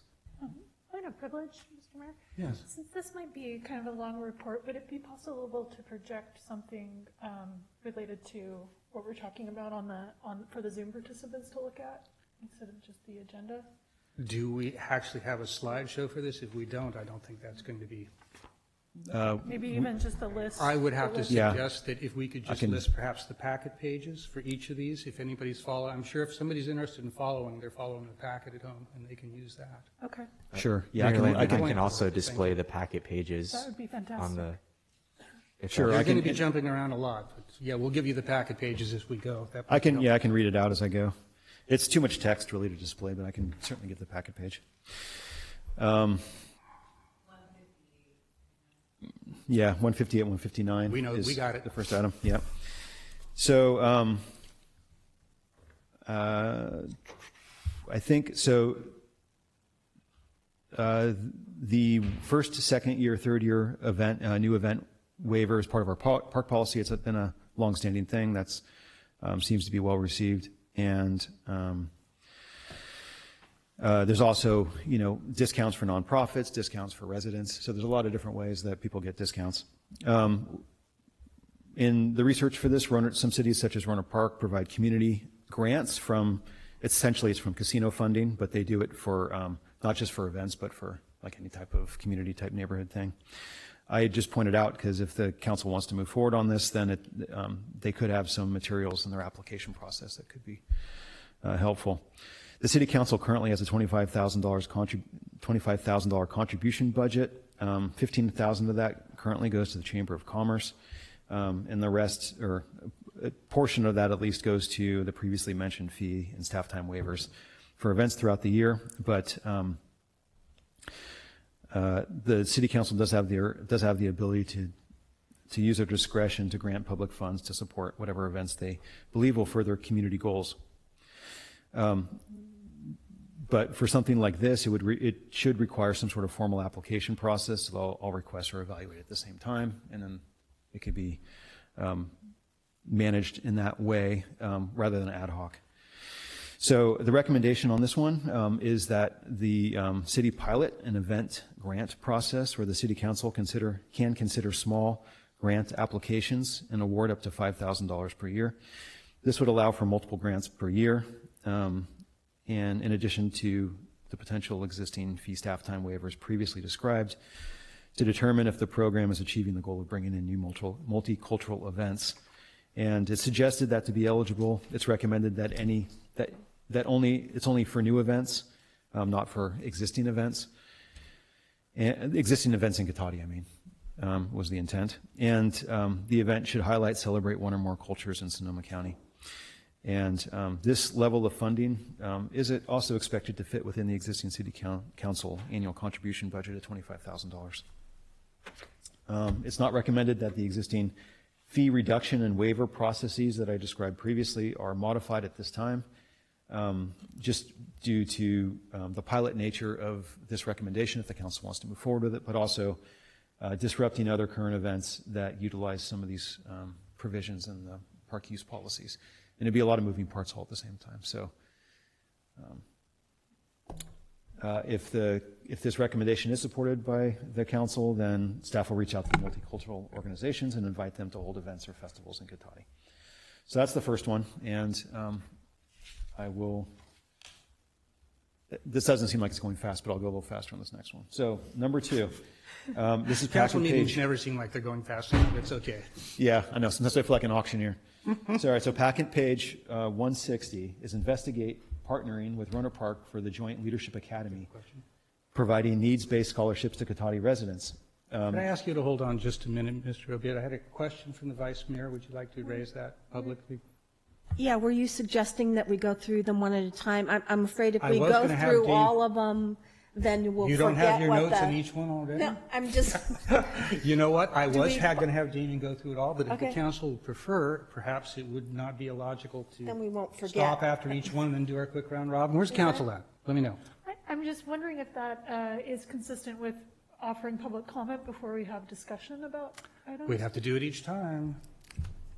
Yeah, I think we're going to let Damien get through it, I think. And we can always ask him to loop back if there's Okay. questions about something. Absolutely, yeah, I'm happy to go back with questions. I'm sure there will be as we get to the end of this. All right, so packet page 160, this is investigate partnering with Roanoke Park for the Joint Leadership Academy, providing need-based scholarships to Cotati residents. So just to get everyone up to speed, Roanoke Park had started a leadership program for residents, and they called it Leadership Roanoke Park. And the intent of it was to develop the knowledge, skills, confidence, and network to become community leaders in Roanoke Park, and it's run by Coro, Northern California. That's the consultant they use for that program. So to date, Coro has hosted 2 leadership cohorts with attendees generally from Roanoke Park, but they do also include some people from Cotati. They didn't limit the people that could apply. Leadership Roanoke Park completed their second class in 2022. The initial class was 2 years ago, with a year off because of COVID. Each class can accommodate up to 24 participants, with the actual enrollment in the 2 initial classes closer to 20. And in conversations with Roanoke Park, they initially had about 55 applicants in the first year, 30 in the second year, so they were seeing a drop in applicants, so they were looking at maybe doing a couple things. One is geographically expanding it, so that included, like if Cotati was interested or Pengrove area was interested, the surrounding unincorporated county, basically. And also they were playing with the option for different days, holding the classes on different days of the week. The way Roanoke Park runs the program is that there is no need for a scholarship because it's fully funded by the city of Roanoke Park. And if Cotati were to join it, I'm sure it would be something very similar. We would just share a portion of the overall cost. The next class that is intended to start would be in the fall of 2023. And like I said, potentially expanded geographically and possibly on different days. And the classes that they've held so far are about $80,000 for each class, each course, I should say, series of classes.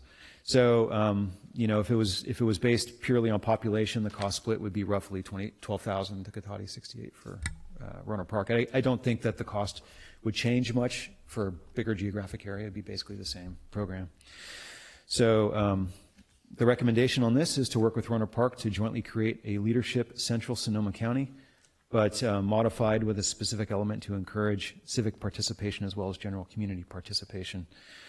And that's just because, Roanoke Park's, the curriculum was very open for just general community participation. I think it'd be good to have some element of civic participation.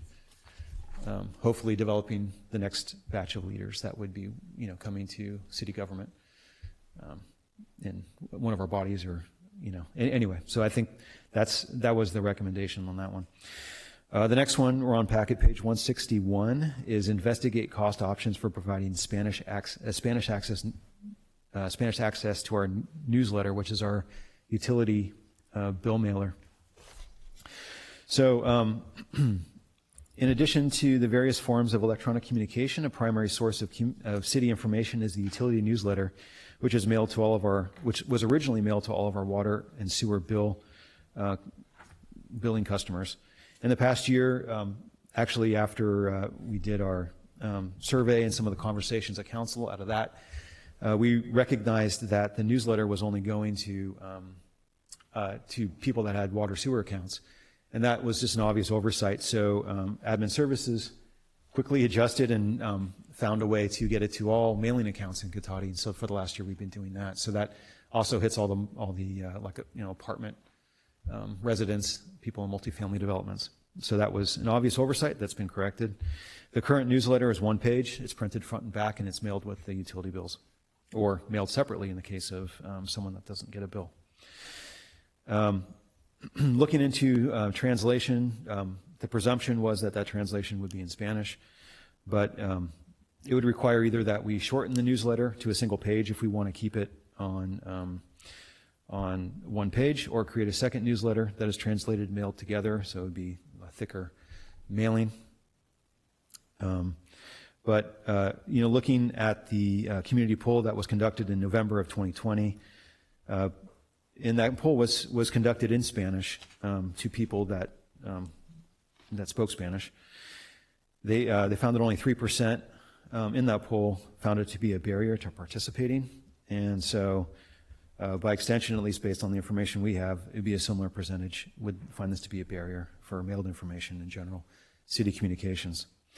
So alternatively, if we didn't mail, the city could translate the English language newsletter and include a QR link or something that would be just capturable on a phone with something in Spanish at the like on the heading or somewhere on the newsletter, that people could find a version that we post online. And this would still require staff time or a contract cost to translate, but it would avoid the printing and mailing costs as well as the mailing delay for translation. So what that means is that once we have the final proof of the English version, then we would have to take some time to translate it, and that could further delay it, and it just makes it a longer lead time to get it done if we were to do it that way in a mailed version. We send typically 2,500 mail pieces. The mailing cost at 15 cents per page would be about $375 per mailing, and then there would also be, like as I mentioned, the delay factor that we'd have to work into that. So the recommendation is a balanced approach, given the relatively low number of residents who find English to be a barrier, but would be to continue to produce and mail the English language newsletter while providing the Spanish language version on the website. The English language newsletter would include a QR code, which would seem like the most convenient, or something similar with some related text that would allow people to easily find the newsletter on the website.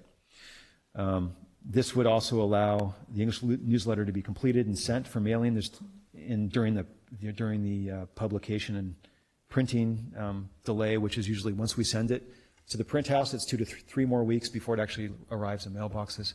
So that would actually give us time after we have the final English proof to generate the Spanish version and get it up on the website in time for the newsletters to land in people's mailboxes.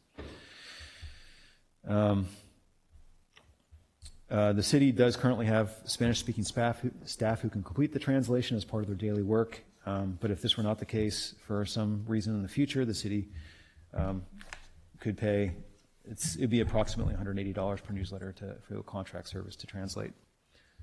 So that is that. And then on page 162 is the next recommendation, or the next item and that next item that was explored, and I'll get to the recommendation in a minute. It's investigating the cost options for providing Spanish language access to city social media posts.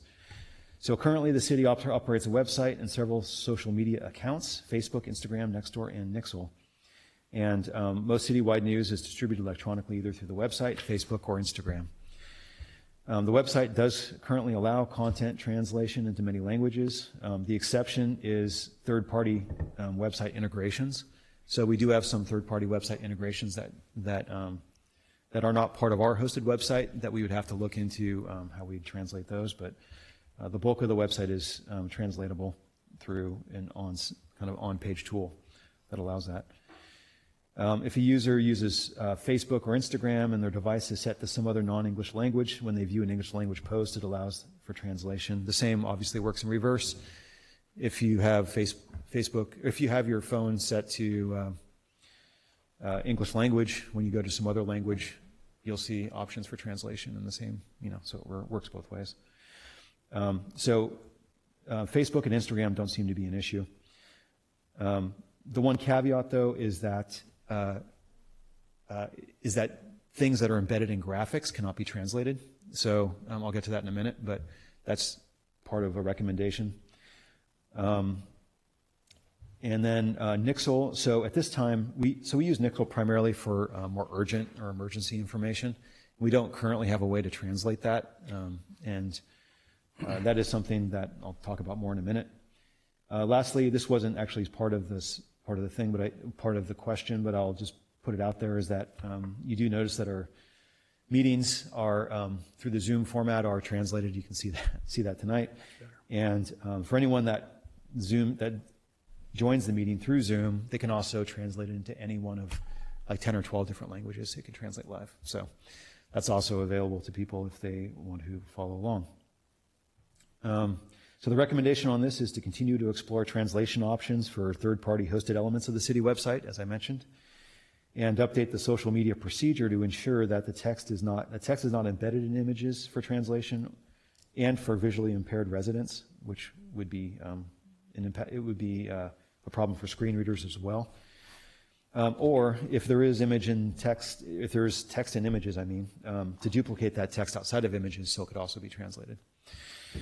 At this time, it's not feasible to translate Nixle posts, as this would significantly delay the dissemination of critical emergency information, but the recommendation is that we'll continue to explore options for emergency communications in other languages so that we can provide that in a timely way. Hopefully in practice we can anyway, but it's just something that we can't commit to because it's not always immediately available to us. All right, so the next one is the next item for review is on page 163, and this is expand social media outreach to Nextdoor and more frequent posts. So the city does have an active Nextdoor account, which generally allows the city to post simultaneously to all neighborhoods in Cotati. And so users by default see city posts unless they opt out. It'll appear in their feeds. So the way the city account works, though, on Nextdoor is that we cannot see any Nextdoor accounts. We can't see any feeds. So we just kind of post into kind of the abyss, and maybe people see it, maybe they don't. And we do see if someone comments on our post, we'll see that, but otherwise we don't see anything else. Engagement on city posts for Nextdoor have just our experiences been very minimal, especially compared to other social media platforms like Facebook or Instagram, where we typically get a fair amount of feedback and engagement. And just the format of Nextdoor is, I think what's going on is things like Facebook and Instagram. When you post things, they stay where they are chronologically; they don't disappear. Whereas Nextdoor, it gets posted and then it immediately gets pushed down by the lost cat or whatever else, and then you only can find it if you search. So you really have to be looking at Nextdoor, kind of more or less the instant that something's posted. Unless it gets a lot of commenting, then it rises back up to the top. So we think that that's really why it doesn't really get much impressions. And we have inquired with other cities to see kind of how they've used it, to see if there's some other better way to use it. And basically the feedback we get from other cities is that they get very, very little engagement with Nextdoor. And the recommendation on this one is that unless there's a way to create some greater visibility with city posts, such as like companion emails or text messages that might be a little bit more persistent, The recommendation is to discontinue the use of this platform and focus on the other platforms.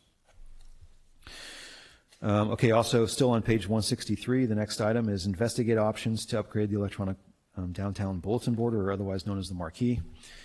The intent of this option was to generally improve public communication by moving from the static information board manually updated to something that's that can be remotely updated more quickly and also contain 2 or maybe 3 pages of text, so more information at one time. Provided that power is available, and power is available because there's a lighted sign, so there's some power there. I'm not sure about communications yet at this point, but the sign could be also an effective means of emergency communication, which I'll get to in a minute, but that would be another consideration as backup power if that was something that wanted to be provided to that. In previous years, this option was explored, but it wasn't pursued in our annual work plan, primarily because it just wasn't universally supported by the council at that time, and it just became a relatively lower priority. The concern, as I recall, was primarily about aesthetics, because there's plenty of signs that people see around that are incredibly gaudy, kind of think like, auto dealer kind of signs, and nobody really wanted to see that in their downtown. But there are also challenges with the manually updated one, and that's primarily the static information, and then the sign does have to get replaced after some time because it does warp, so it needs to be changed about every 5 years. An electronic sign, if we were to do it, would be about $30,000 to $50,000 to install it, based on quotes we had gotten back a couple years ago when we were looking into this. And it would just it would fit into the existing frame that's there, but basically pulling the board out, but putting just an electronic billboard in there. And the recommendation is to include an electronic marquee as a potential project for strategic planning for fiscal 23-24. There are likely options. There likely are options that can improve public communication, but keep it not gaudy, just black and white for the vast majority of the information that's posted, and just through procedures, kind of keep the gaudy auto dealer type stuff to a bare minimum. Other considerations, of course, would be ensuring remote access to the city manager's office and police dispatch and emergency power if that was deemed necessary. Okay, so next one. This is page 164. Provide space on downtown wayfinding bulletin board for public use. With the installation of the wayfinding signs in the downtown area, it was observed that people have been informally attaching community flyers, advertisements, et cetera, to the structures. And so that brought up the conversation, would there be a better way to manage something like this? And there are several publicly or privately managed bulletin boards around downtown, specifically Redwood Cafe and Cotati Coffee, which seem to work well, but they are limited by limited access by business hours. And one thing to keep in mind in this conversation is that if we put anything official up as a place for people to post things, it becomes a limited free speech forum. So the city would be limited in what it could remove from that. So in other words, there could be distasteful speech that's posted on there, and we would not be able to do anything about that. Only when it's something that's like clearly hate speech, clearly speech that would be considered a threat, maybe a physical threat to somebody, that type of thing. Otherwise, some sort of publicly managed bulletin board would be something that we would just have to have some very clear, non-biased sort of procedures for managing. So a couple options on this would be a public downtown bulletin board, would be either a new freestanding structure or somehow converting one of the locked display cabinets to in one of the kiosks. In front of City Hall, there's also 2 locked display cabinets, one that holds agendas for Planning Commission and Council and public notices, and the other one holds flyers for upcoming events. And given sort of the public works staff time limitations, as I move to the recommendation is that we would do a pilot program utilizing one of the cabinets outside of City Hall here not utilizing one of the ones downtown because that would be another task for Public Works that they really don't have capacity to manage right now. But something outside of, if we piloted something outside of City Hall here, it's something that we could manage as part of our every 2-week posting routine. And it also could be a use part, like half of the lockable case out there, which I think could be available, but it would be unlocked and basically openable by the public. That would prevent, at least hopefully, stuff just blowing off and becoming litter debris, like a freestanding open bulletin board would be. If we did do it as part of our normal posting routine, then that would mean that the flyers would be taken down twice a month on the regular agenda posting schedule, and it would be completely agnostic to what's on there, unless there's something truly awful that we would take down, but that's how that would work. If it does become problematic, of course, the City Council can always direct the staff to relock it in the future. All right, and then the next item, which is number 8, so bear with me. This is page 165, is investigate ways to increase participation at police beat meetings, including varying days, times, locations, and more publicity. And the police meetings are the next sort of evolution of Neighborhood Watch, and this is where I think everyone here knows, but we split the city up into 6 zones. Each zone is assigned an officer for the year. These zones are also coterminous with our evacuation zones, just for clarity of communication. And the police department does host beat meetings twice per year to hear concerns from residents. They used to be in person, but due to COVID, more recently they've been Zoom-based meetings. The police department also does have rotating concentrated enforcement efforts through the beat areas. That's also happening simultaneously. The specific concerns that were raised were lack of awareness as to when and where these meetings were occurring, and the beat map was sort of pointed out on the website as not the most functional, if it could be a little simpler to navigate than the current one that's there now, which is a GIS map that's hosted by Santa Rosa GIS, but it's embedded in our website. So the recommendation here is that the city can use police volunteers or interns to deliver flyers to homes and businesses in each beat in advance of the biannual beat meetings to raise awareness of the meeting dates and locations, so that way literally people will have flyers delivered to their residents. This would be in addition to the existing website and social media, noticing that already happens. Just to point out, though, that if for some reason the volunteers or interns are not available, a separate mailing was needed, and if it couldn't be incorporated into our utility bill mailers, the direct cost would be $2,300 per mailing twice per year. So that would be an additional cost, a direct cost, if we were unable to get the volunteers or interns out there for whatever reason. The preference, therefore, the preference is to reduce mailing costs and utilize volunteers as possible for that type of thing. Separately, with regard to access to the GIS map, we did talk to Santa Rosa GIS, and I put a link in the staff report, but basically they do the GIS page for a lot of different cities in this county, and the link there is for Rohnert Park's election districts, and that's an example of a different kind of tool or a different kind of format that could be presented on our website, and it's just simply a map with the outline of the beat areas and a simple search tool that allows you to put your address in, and you can search, and it zooms into that area of the city, so you can see where you are relative to your beat map area.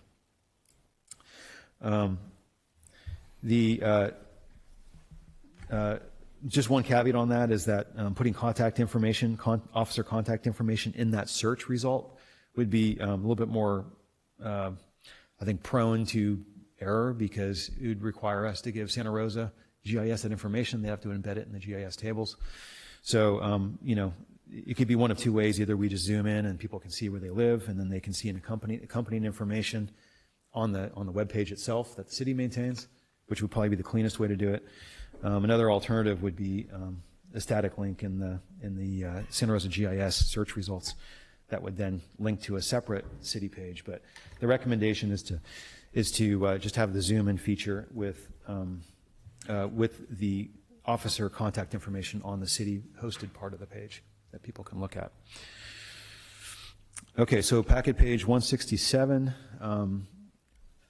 explore providing a mid-year verbal update to the City Council from the Chief of Police, including current activities, focused enforcement events, crime trends, new programs, and community engagement. And for the past couple years, as everyone here knows, the police chief has begun providing annual reports to the community, typically in the first quarter of the following the end of the calendar year. This annual report is presented at a City Council meeting, and it summarizes a lot of data derived from police dispatch and record systems and other law enforcement sources. And just some background on this is that the police data, police report a ton of data, but it's like the DOJ primarily, and it's a very specific format, and we don't have data analysts on staff that know how to get into the back end and kind of mine the data and develop the kind of reports. It's inevitable that what people ask for is not like in the format or not the exact data that's being sent to DOJ. So that's just a restriction. I mean, the reason I bring it up is because it's an important time element to keep in mind with the reports. And we do continue to do this, and we're not suggesting that we're not doing it for the annual chief reports, but for the verbal update, the recommendation is that we include an annual mid-year verbal report from the Chief of Police to the City Council on current activities, focused enforcement events, crime trends, new programs, community engagement, to really give the council and the community feedback on what's been going on in the year, but not really presenting data, because that's a whole separate effort that takes a significant amount of staff time. And the verbal report would be something I think that could provide a lot of value, but and would be provided with not a lot of data analysis. That is just it's a big effort for us. So, all right, the next item, again, still on packet page 167. I work with Farmster to incorporate the school districts. This is Cotati Roanoke Park Public Unified School District. Class field trips to the Veranda Fleddy Ranch and to future work plans. And the city has been regularly trying to engage with the school district, but we find that that the teachers generally, they're so overwhelmed with all the things they have to do and all the requirements they have to meet, that unless it's helping them meet one of their mandated requirements, it's sort of like out of the box and they don't have time. They don't say that, but it's just it's hard for them to make time to peel off that extra sort of that extra activity. So as part of this effort, actually recently in the 2x2 meetings between Roanoke Park, the school district, our city representatives, and also Sonoma State, we got in contact with the superintendent of the school district, Ms. Perez, and she put us in touch with their special education preschool program, who she thought would be a good way to sort of put their foot in the water on this type of effort, because they come with their own transportation, and it would be a more feasible type of thing, she thought, and if it was successful, expanding to other grade levels. We initially had conversations with the lead of the special education program administrator, and everyone's optimistic that we can eventually do something with it. We put them in touch with actually Sandy Loam, who works with the preschool-aged grade levels, and and basically the elementary grades as well. So we put them in contact. As luck would have it, they lost some staff, and they the program administrators teaching classes right now, so they're kind of buried in work, but hopefully they'll staff back up and they'll be able to get some bandwidth, and then we're just staying in touch with them, and we'll hopefully engage them once they're ready to engage in the ranch. And we will have people from the ranch, the operators from the ranch here next council meeting to give updates. And I will say there is a significant amount of school interaction already, but they'll update you on that. But this is a whole separate dedicated thing that we're talking about here. Okay, so next item on page 168. These are under the general category of hiring.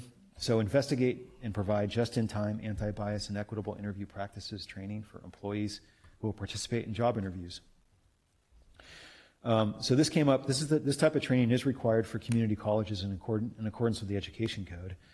And examples of how this is actually implemented in that context are attached to the staff report for reference if anyone's interested. The city does currently provide mandated harassment training for all staff and managers on 2- and 1-year cycles respectively, and there is some overlap in topics, but it's not exactly the same. Currently in interview panels, there are no specific questions specifically intended to assess applicants' sensitivity to diversity. So in researching this question, we did find some options for this kind of training. Liebert Cassidy Whitmore does offer this type of training for staff that would be on interview panels, as well as assistance with developing questions for interviewers.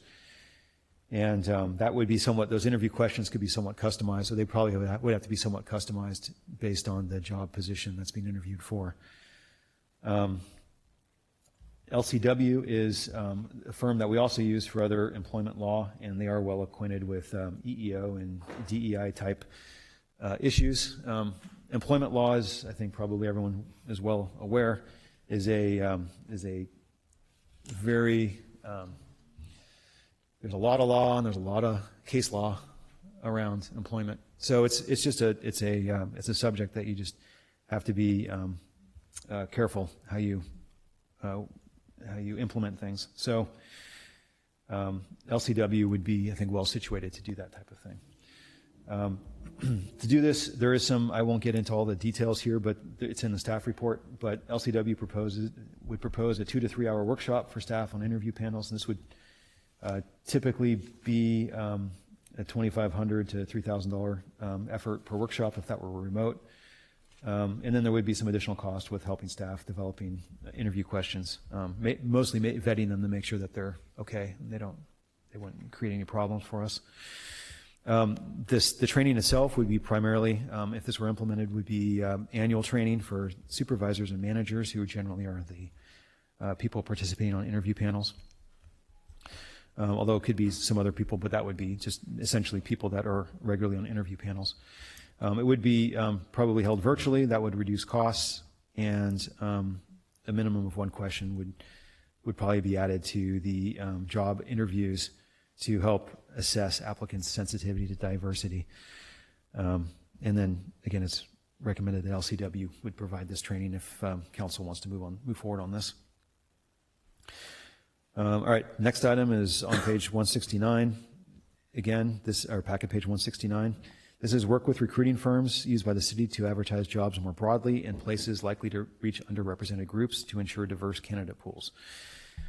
So the city currently only uses recruiting firms for department heads and city manager positions. Other than these positions, we use a variety of external recruitment.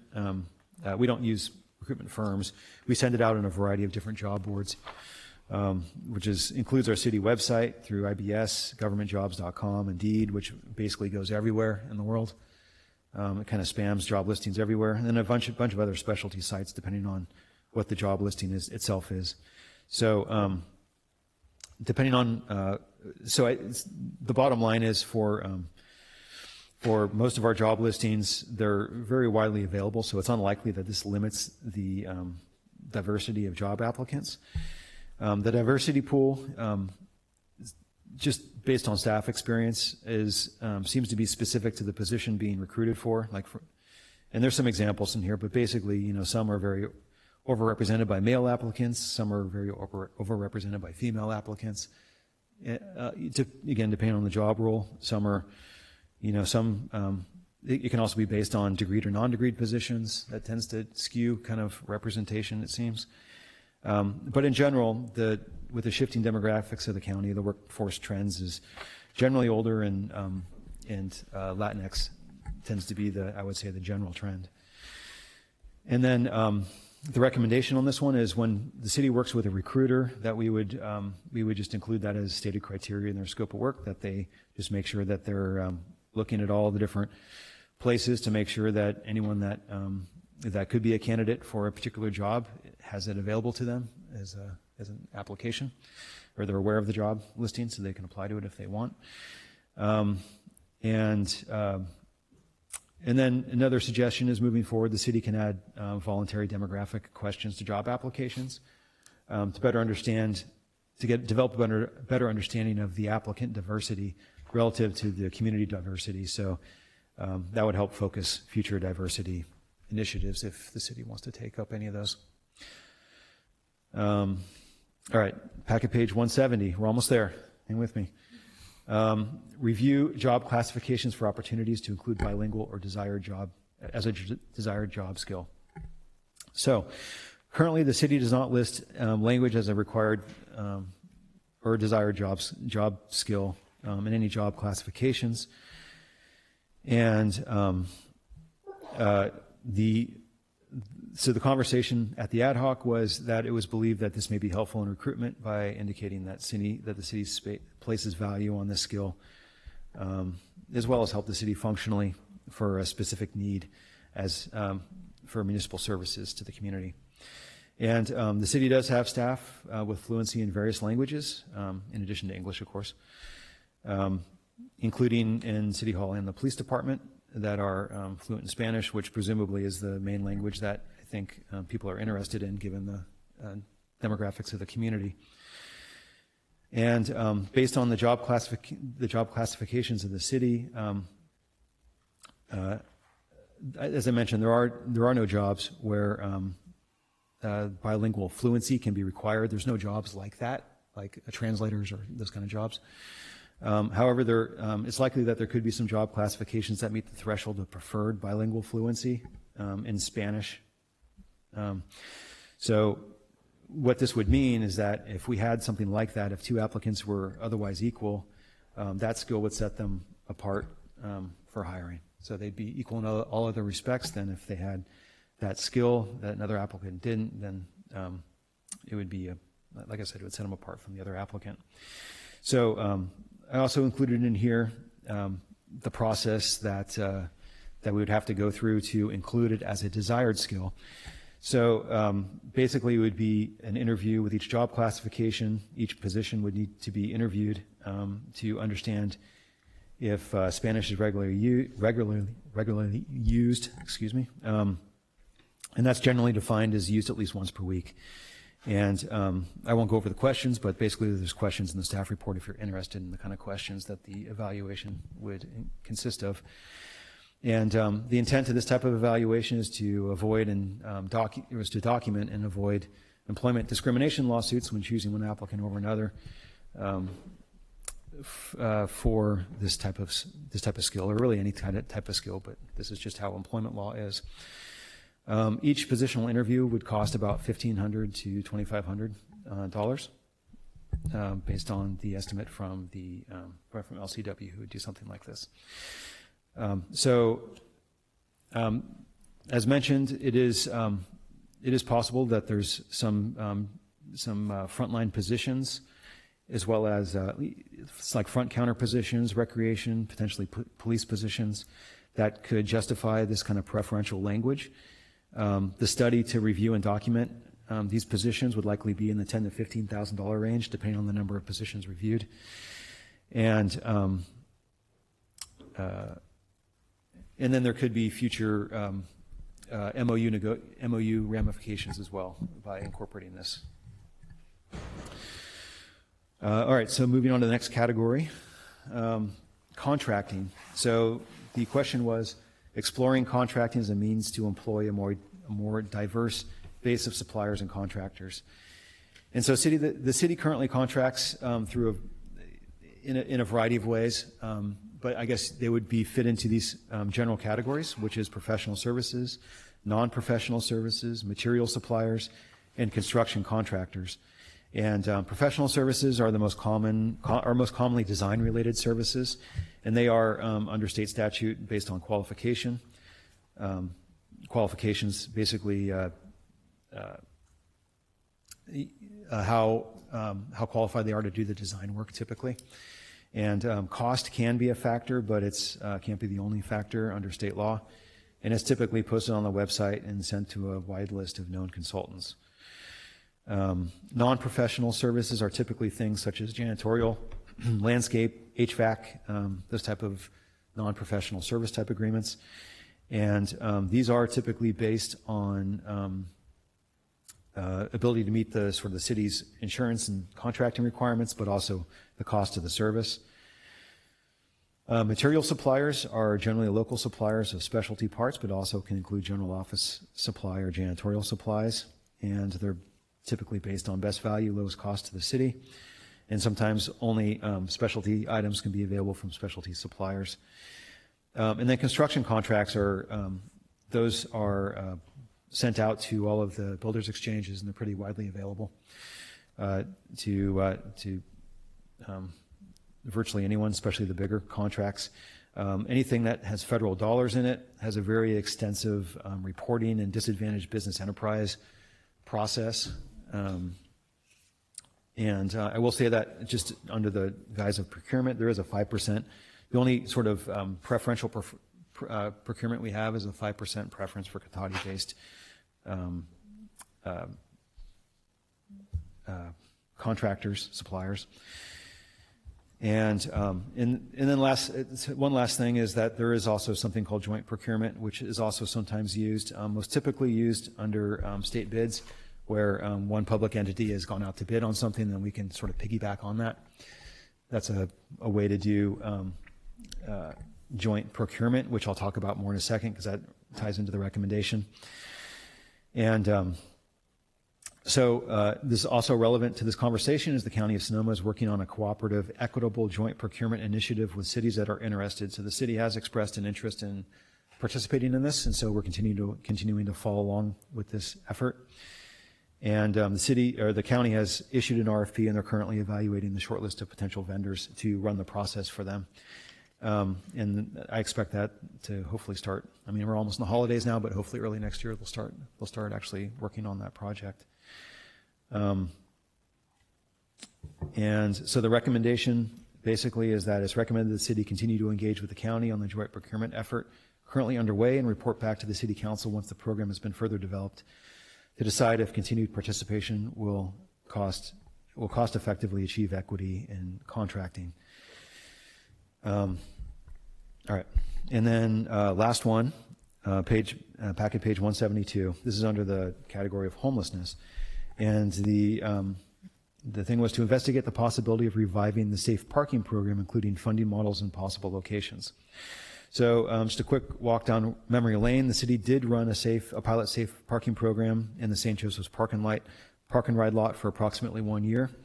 We used Catholic Charities as the service provider for that, which was used by, it was sporadically used through that year.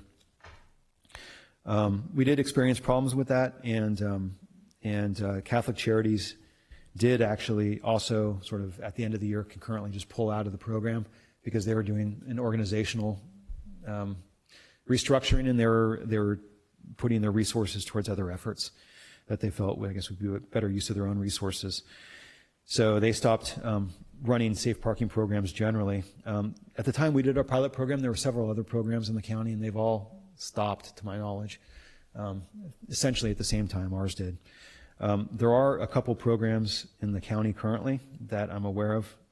One is currently run by Catholic Charities. It is, I confirmed with them, the only one that they do run, and it's with the city of Santa Rosa in the utility field office parking lot up there off Stony Point Road, and that's RV parking only.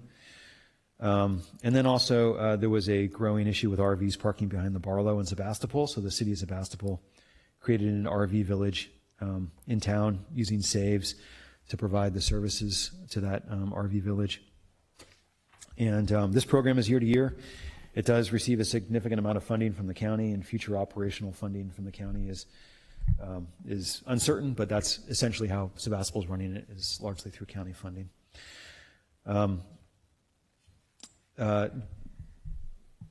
So this came up in the ad hoc, because of of course we had previously done this as a pilot program just to see if there was to see if looking into this would be a good use of resources, and just as way of some background information, the point in time count. In 2020, it indicated 37 unsheltered homeless in Cotati, and the 2022 account indicated 79 individuals. But there's for small cities like Cotati, there's a giant asterisk next to that. And that count is based on census tracts, which includes almost all of Roanoke Park west of 101 and all of the unincorporated areas, essentially south of Cotati, including Pengrove, and part of the unincorporated county west. So based on so the methodology is very uncertain, but there are just based on staff experience, there is some limited amount of sleeping in vehicles, primarily we think in the industrial area. There are very few, if any, that we know about actually sleeping outdoors in the city limits currently, but that always is, of course, subject to change. All the local, federal, and sorry, one last thing here, and I'll wrap it up with a recommendation.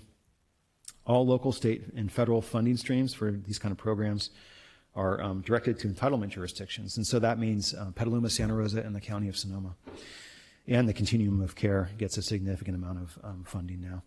So non-entitlement cities such as Cotati, how we receive our funding is sort of essentially through the county. We don't actually receive any funding at all, but the county receives it on our behalf. And the county is supposed to be acting on our behalf when they use their funding sort of countywide to help in these efforts. That's why, I think, for example, a lot of the funding is going to, it is year to year, but with Sebastopol to help support their programs. But if we were to dedicate any city funds to a program like this, it would be discretionary contributions from the general fund. So the city so it's just a consideration that the city would have to balance against other needs. And the recommendation on this one is that any strategy that be undertaken as part of this, be part of a comprehensive countywide strategy, so that we're hopefully plugging in a way that's the most useful countywide, because it's definitely not a jurisdictional issue. It's a regional issue.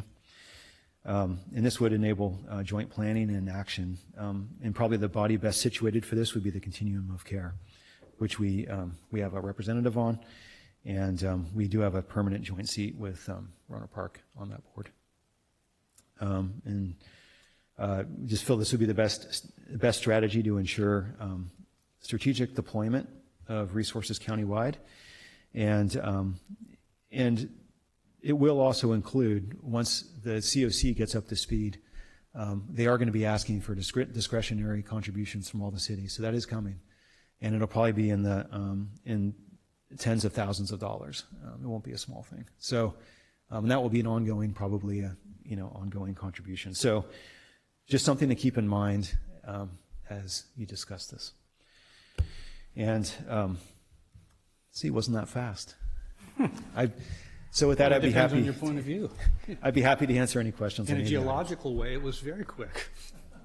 But all kidding aside. All right, so we've had the presentation. Why don't we see if we have any questions from the council first, then we can get to some public comment, then we can come back and start working through these and see where we're at. So any questions from the council on any of these? And I'll start right over here. I just have one quick question. Damien, could you just explain about the additional information? Because there was one, it says late addition on here. That was my fault because we had a meeting that was canceled where I intended to share some of this in time to get it in the packet. But there was a GARE, Government Alliance on Race and Equity, that has a membership cost of $1,000 a year. It was too late to be added as a recommendation, but could you just, we had talked about that you might do a little follow-up. Can you just explain a little about that? Sure, yeah. So we haven't, the staff, hasn't really done any research on this item yet. So it's just in there as a placeholder because staff will be looking into it and providing feedback to what will presumably after tonight be the two former members of the ad hoc, so that we can decide what to do, if anything, with that item moving forward. Thank you. Anything else from anybody? Councilmember Ford. Thanks, Damien. Two questions. So let me see if I can find them. On the Leadership Academy, do you have any information from Rohnert Park on whether the graduates or the people who completed that program have started to take on leadership roles in Rohnert Park? Have they seen a return on involvement? I actually had a discussion with a staff person because I had some questions. Let me direct that question to Mayor Landman. Yeah. Thank you. I saw you hesitating for a moment, so I just talked to one this afternoon, and basically, Yeah, well, first of all, the current mayor went through this, Jackie Elworth, who I believe most of you know. And then they have, I'd say, a handful probably of people who are on various, they have numerous committees in a much larger city, so they do have some people through there. They found in some of their election, it drove a couple of people to go for it, but then some other areas, nothing. So I wouldn't call it a mixed bag. There was definitely some pluses to it, and the feedback I got was generally positive from the staff person responsible for this, assistant Great. city manager. So yeah, to a degree, it has shown some return. Yeah, and and I'll just share since it's related to what you're asking, I asked his view on the company behind this. They go back many, many decades, and he feels he said, I can't say if they're the best in the country or the world or anything, but he says his impression is they're very, very good at what they do and provide. So I think I can share that in the interest of full disclosure. Please do. Ben, we actually have someone on one of our committees that went through this program. So even for our community, we have at least one person that Thank you. is serving. Yeah, great. On their own went and did this in Roanoke Park, too. That's right. Thanks. And my other question is on the work with recruiting firms to advertise more broadly. And one of the recommendations is that adding voluntary demographic questions to job applications. Just want to be clear that the intent is that that information is not available to the people evaluating for the job search, right? So that's information that we can use to evaluate, are we getting the kinds of employee pools we want, not that we're using those voluntary demographic things to make our decisions. Right, yeah, it can't be on the application or even a consideration, really. Right. It'd have to be just it's like statistical information, basically. Yeah, thanks. Yeah. All right, I'm going to go to Council Member Moore and see if he has any questions he'd like to ask. Thank you, Mayor Lemon. No, the only question I had was right in line with Councilmember Ford's regarding the Leadership Academy. And other than that, I didn't have any further questions. Okay, thank you. Yeah, I have a couple of quick questions. Let's see. Starting on our first one, community engagement, looking for fee waivers and potentially grants for multicultural events. So first of all, on page 159 at the bottom of that last paragraph, it mentions this is recommended for new events only. So are we understanding this as, I want to make sure, is this a one-time thing to help start a new event? Or would it be a new event, new to us, and this would be an ongoing support for that event? What's the proposal? Well, yeah, we would have to we have to vet the sort of the guidelines, but I think at least my thinking around this was that I can't speak for the ad hoc members, but my thinking around this would be that it would be the concern with new events was that we don't get like the accordion festival applying or something. It's like, well, they're obviously a well-established event and they don't need the grant, right? Mm-hmm. But getting people into Cotati having events for the first time, sure. And the grant would most likely be just for the first year event to kind of get them going. Okay. Not to say that that would preclude, it would be something like this would be an annual process. And I guess if the council wanted to, they could consider a second grant in a future year, but. Well, certainly that initial thing at least ties into what we've done for the last half decade. We've kind of pushed for that to try and create more things. All right. And since this would have a focus in bringing multicultural events for the benefit of different events, bringing different sorts of exposures, foods, musical experiences, you name it, how are we defining that? In other words, if Oktoberfest showed up, if we didn't have Oktoberfest and Gerard was still working at Sally Tomatoes downtown Cotati and wanted to do this, would that not fit under that rubric? Yeah, I think that would qualify. Okay. I mean, it's not specific to culture. It's just, is my understanding. It would be just cultural events. I would wonder how you would do that. Yeah, and the last thing, how would we work the differentiation? Because I could see some discomfort with some of our established and even other new entrepreneurs who might want to start a new event if it doesn't quite fit this. If there's a significant difference in the value add that we're able to give for this, I could see where there might be some issues to that. But any thought about how to differentiate that or how to make that seem logical and fair? I'm not sure I totally follow the question. Yeah, I didn't follow it either. Yeah. Bob Coleman would be proud of me. I channeled his spirit tonight, Bob. Usually I could understand Bob. Yeah, then I've gone farther. I like it. Thank you. Give me one. Simply put, I'm going to say, let's face it, as you mentioned, existing, if we provide a new benefit that's even more than the rather generous benefits we already give or somebody, other people say, ooh, we want that too. So what's our explanation why we're not going to be offering to somebody who's not a multicultural event, but perhaps is a very good event that brings a lot of benefit for whatever reasons to Cotati? I'm not saying this is a die on the hill thing for me. I'm just curious because I know I say it because I know it's coming. I mean, we've had the accordion festival that makes lots of money, and they're always after us for every break we can give them still. So I know I'm going to see it, or you're going to see it. Could I make a? I'd like you to, yes. So the how to say this, what spurred the creation of this ad hoc was our new goal, our new city level goal, which is to promote an equitable, compassionate, and healthy community that honors diversity as a source of strength. So my thinking is that whatever rubric we're going to use to evaluate grant proposals would include that is the goal of this program, is to promote an equitable, compassionate, healthy community that honors diversity as a source of strength. So any event that could show that their event is going to further that goal would be eligible. And if when they're designing their event, they could take a look at that rubric and that goal and try to incorporate that into their plan. So that's what we're hanging on. It's because somebody might looking that I'm just, without even looking deeply, I'm hearing the word compassion. There might be some events that might relate to that might not even truly be multicultural events that somebody may potentially. All right, that's a logical reason. That's a good answer. Thank you. So I think that's that for that. I had one other question. Let's see, flipping to page 171, what was it? Oh, yeah. It was mentioned here that we'd done some polling and found that only 3% of non-Spanish speakers found it to be a barrier to their participation in government.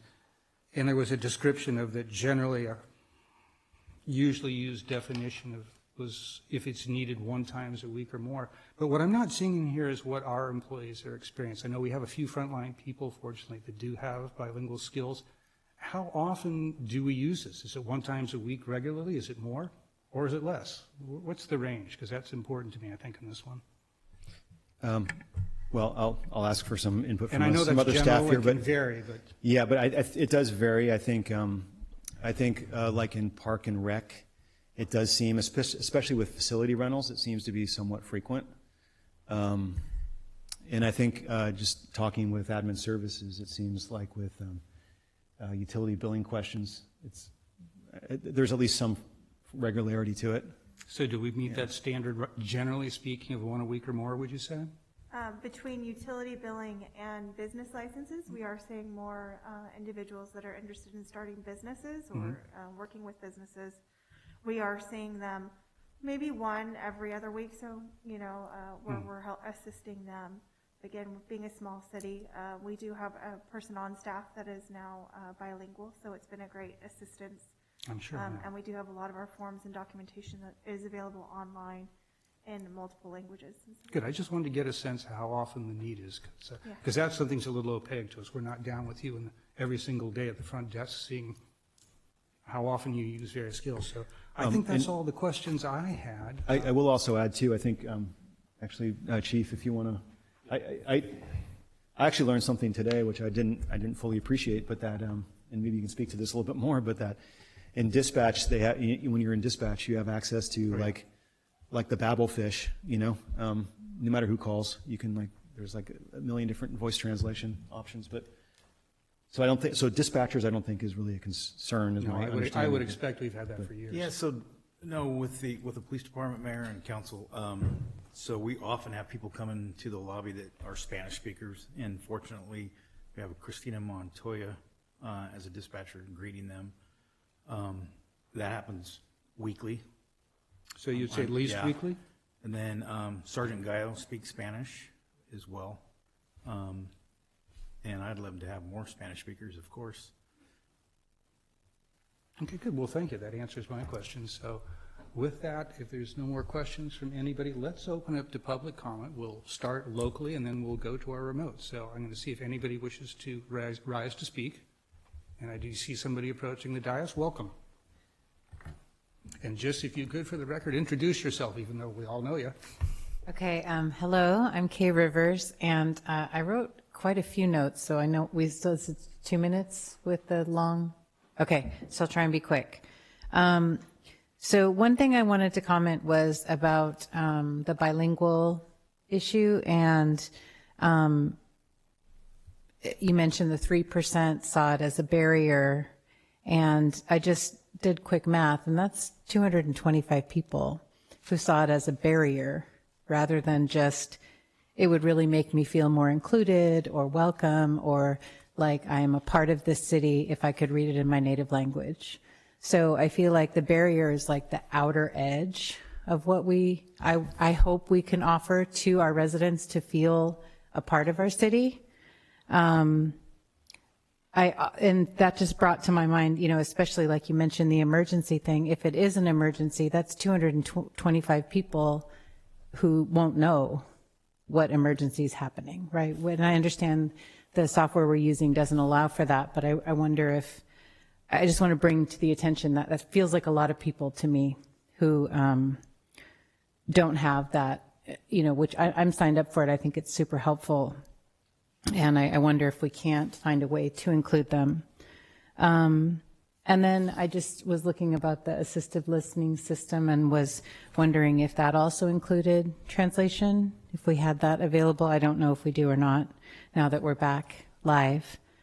And then, you know, this is just one thing, you know, again, now that we're in person, I am wondering about maybe like a sandwich sign even, or, you know, if we can't have a fancy marquee like the bigger cities, right, that say like, you know, this is when council meetings happen, these are office hours for council members, you know, when the police meetings are taking place, that could be, you know, maybe a rolling, you know, something like when it's happening, it's out there on the physical sidewalk when people walk by or drive past. And for the analyzing data, for the police data, you know, I've heard mention of and lived in places that had community oversight committees for police, and perhaps if we had one of those, they could take the time to analyze the data that the staff doesn't have time for. I want to comment as a teacher, field trips are awesome. And as a public school teacher, you know, if there is curriculum already set up for us and all we have to do is just show up, it actually can be in some ways a little bit of a break for us as well, instead of having to do all this. I see you have 12 seconds. There were just so many things you mentioned all at once. So I guess in my last 5 seconds, I'll say the anti-bias training for recruiting as well as interviewing. Thank you. Thank you. All right, let's go to our remote viewers and see if anybody has any comments they'd like to make. Thank you, Mayor Landman. Speaking to our Zoom attendees tonight, if you would like to make a public comment, please use the raise hand icon. Adrian Lobby, please go ahead. Thank you, everyone. Thank you for everyone who did so much work on all of this. I'm disappointed. I see that there's a lot of detail and a lot of good intentions for civic engagement, which I mean, there's nothing in here I don't think is a great thing to do. But in terms of equity, just bringing more people in, it lacks. It needs a lot more work, and frankly, to really address the issues we have, which have to do with racism. But let me just go through quickly. I think the fee waiver and possible grants for multicultural events, yes. Spanish language, yes. Spanish language, yes. And I echo what Kay said. It really is important to get it done. It's not just how many people use it, because if it's not there, they don't use it. And you have to assume that people need it. Another report from the chief of police, yes, very important. All the hiring things are very important, and I'm really proud to see them in here. The contracting, getting a more diverse base of suppliers and contracting, also excellent.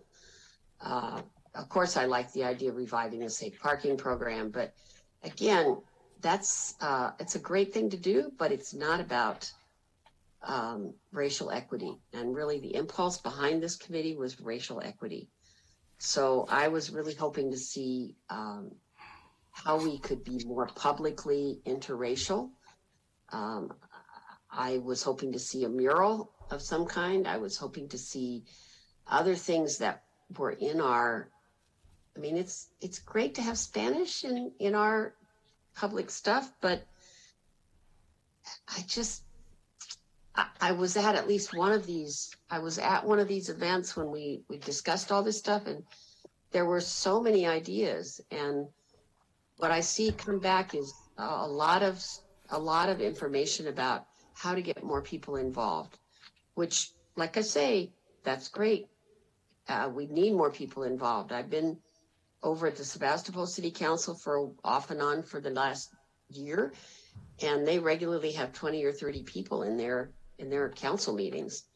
And they're not all easy people. They're not all people that are nice to be around, but boy, they have really vibrant community engagement. So I'm very big on community engagement, but this is specifically equity. And to spend a year doing this and come back with, maybe we should research more Spanish language and maybe we should try this or that. I wished it were stronger. That's all I'm going to say. Thank you. Marjorie Crump Shears, please go ahead.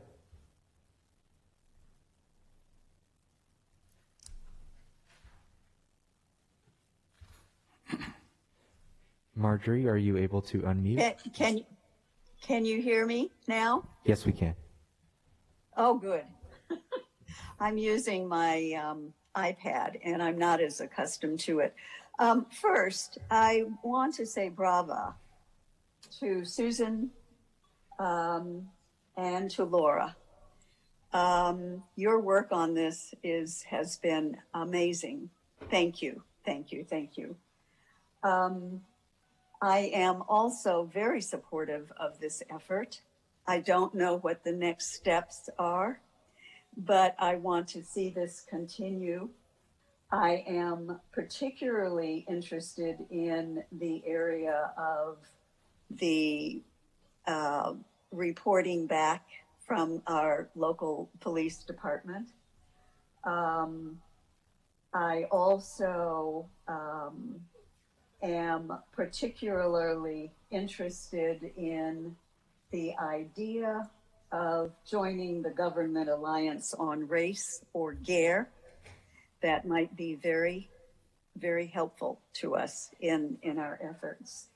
But overall, I like this mission. I like the direction that we're moving in, and I support it as much as I can with my brain, my time, just to ask.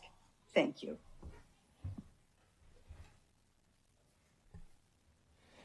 Meredith Weissman, please go ahead. I would like to echo what both Adrian and Marjorie said. I appreciate deeply the work of the ad hoc committee on this. I know it was a lot of work and a big, big commitment, well beyond the work of being on the council. And thank you so much for your work. I am excited, and I agree with every single thing in it. We need all of these things. And like Adrian said, we also need more. To be an equitable city and to be inclusive is going to take more than what's in this report. And so what is that more? That's I thought the work of the ad hoc committee. But I'm here and excited to contribute in that next step. And I think Marjorie said some of that too. It might help maybe if instead of looking at a laundry list of things we can do, we start from the other end. What would an equitable city of Cotati look like? And then how do we get there? And I'm happy to help with that visioning and planning. Thank you.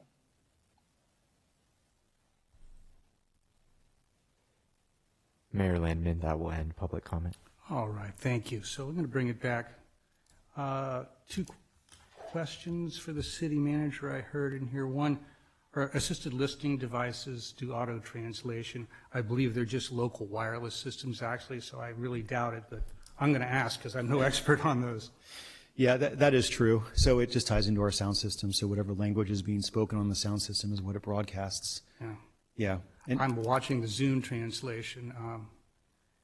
It's good. It's a definite improvement over the previous AI we used, and this works well. I would recommend strongly if you're using a system like that, this is going to be 100% help if you can track this, even on a phone, but particularly a small device like many in the room are using would be perfect. yeah, I will also add too that, I mean, we've, at least in my time here,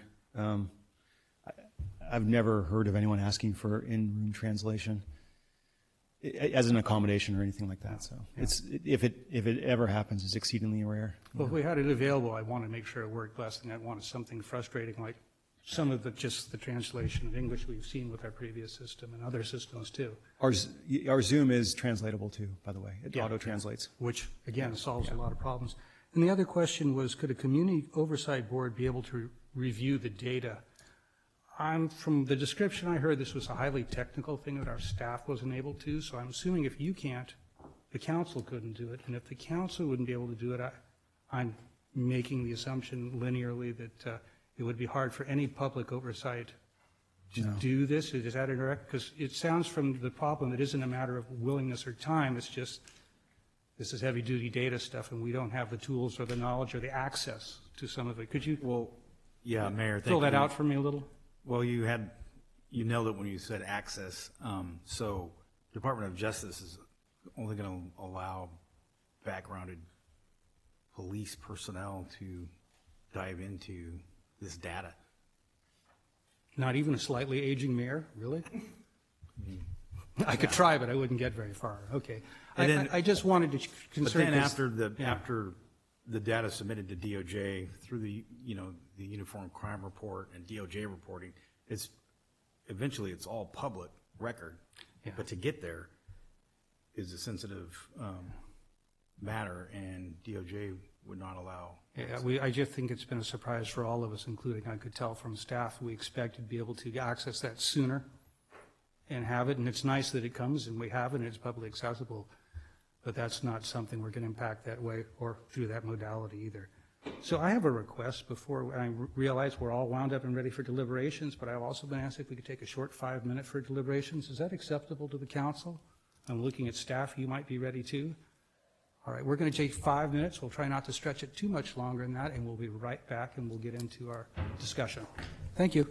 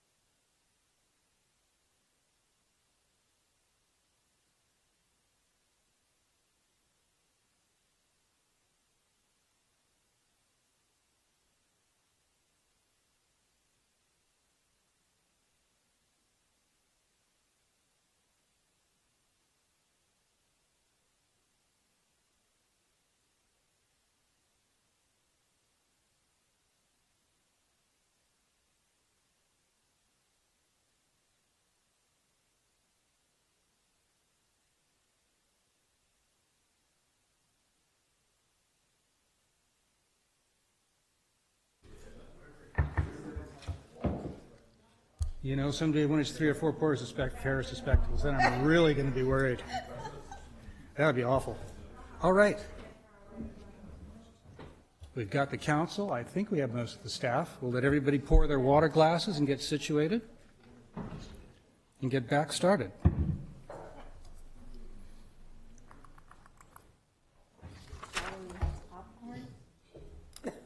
All right, I'm going to check in with staff. Mr. Obid, are we ready to get back started again? We're ready to go. All right.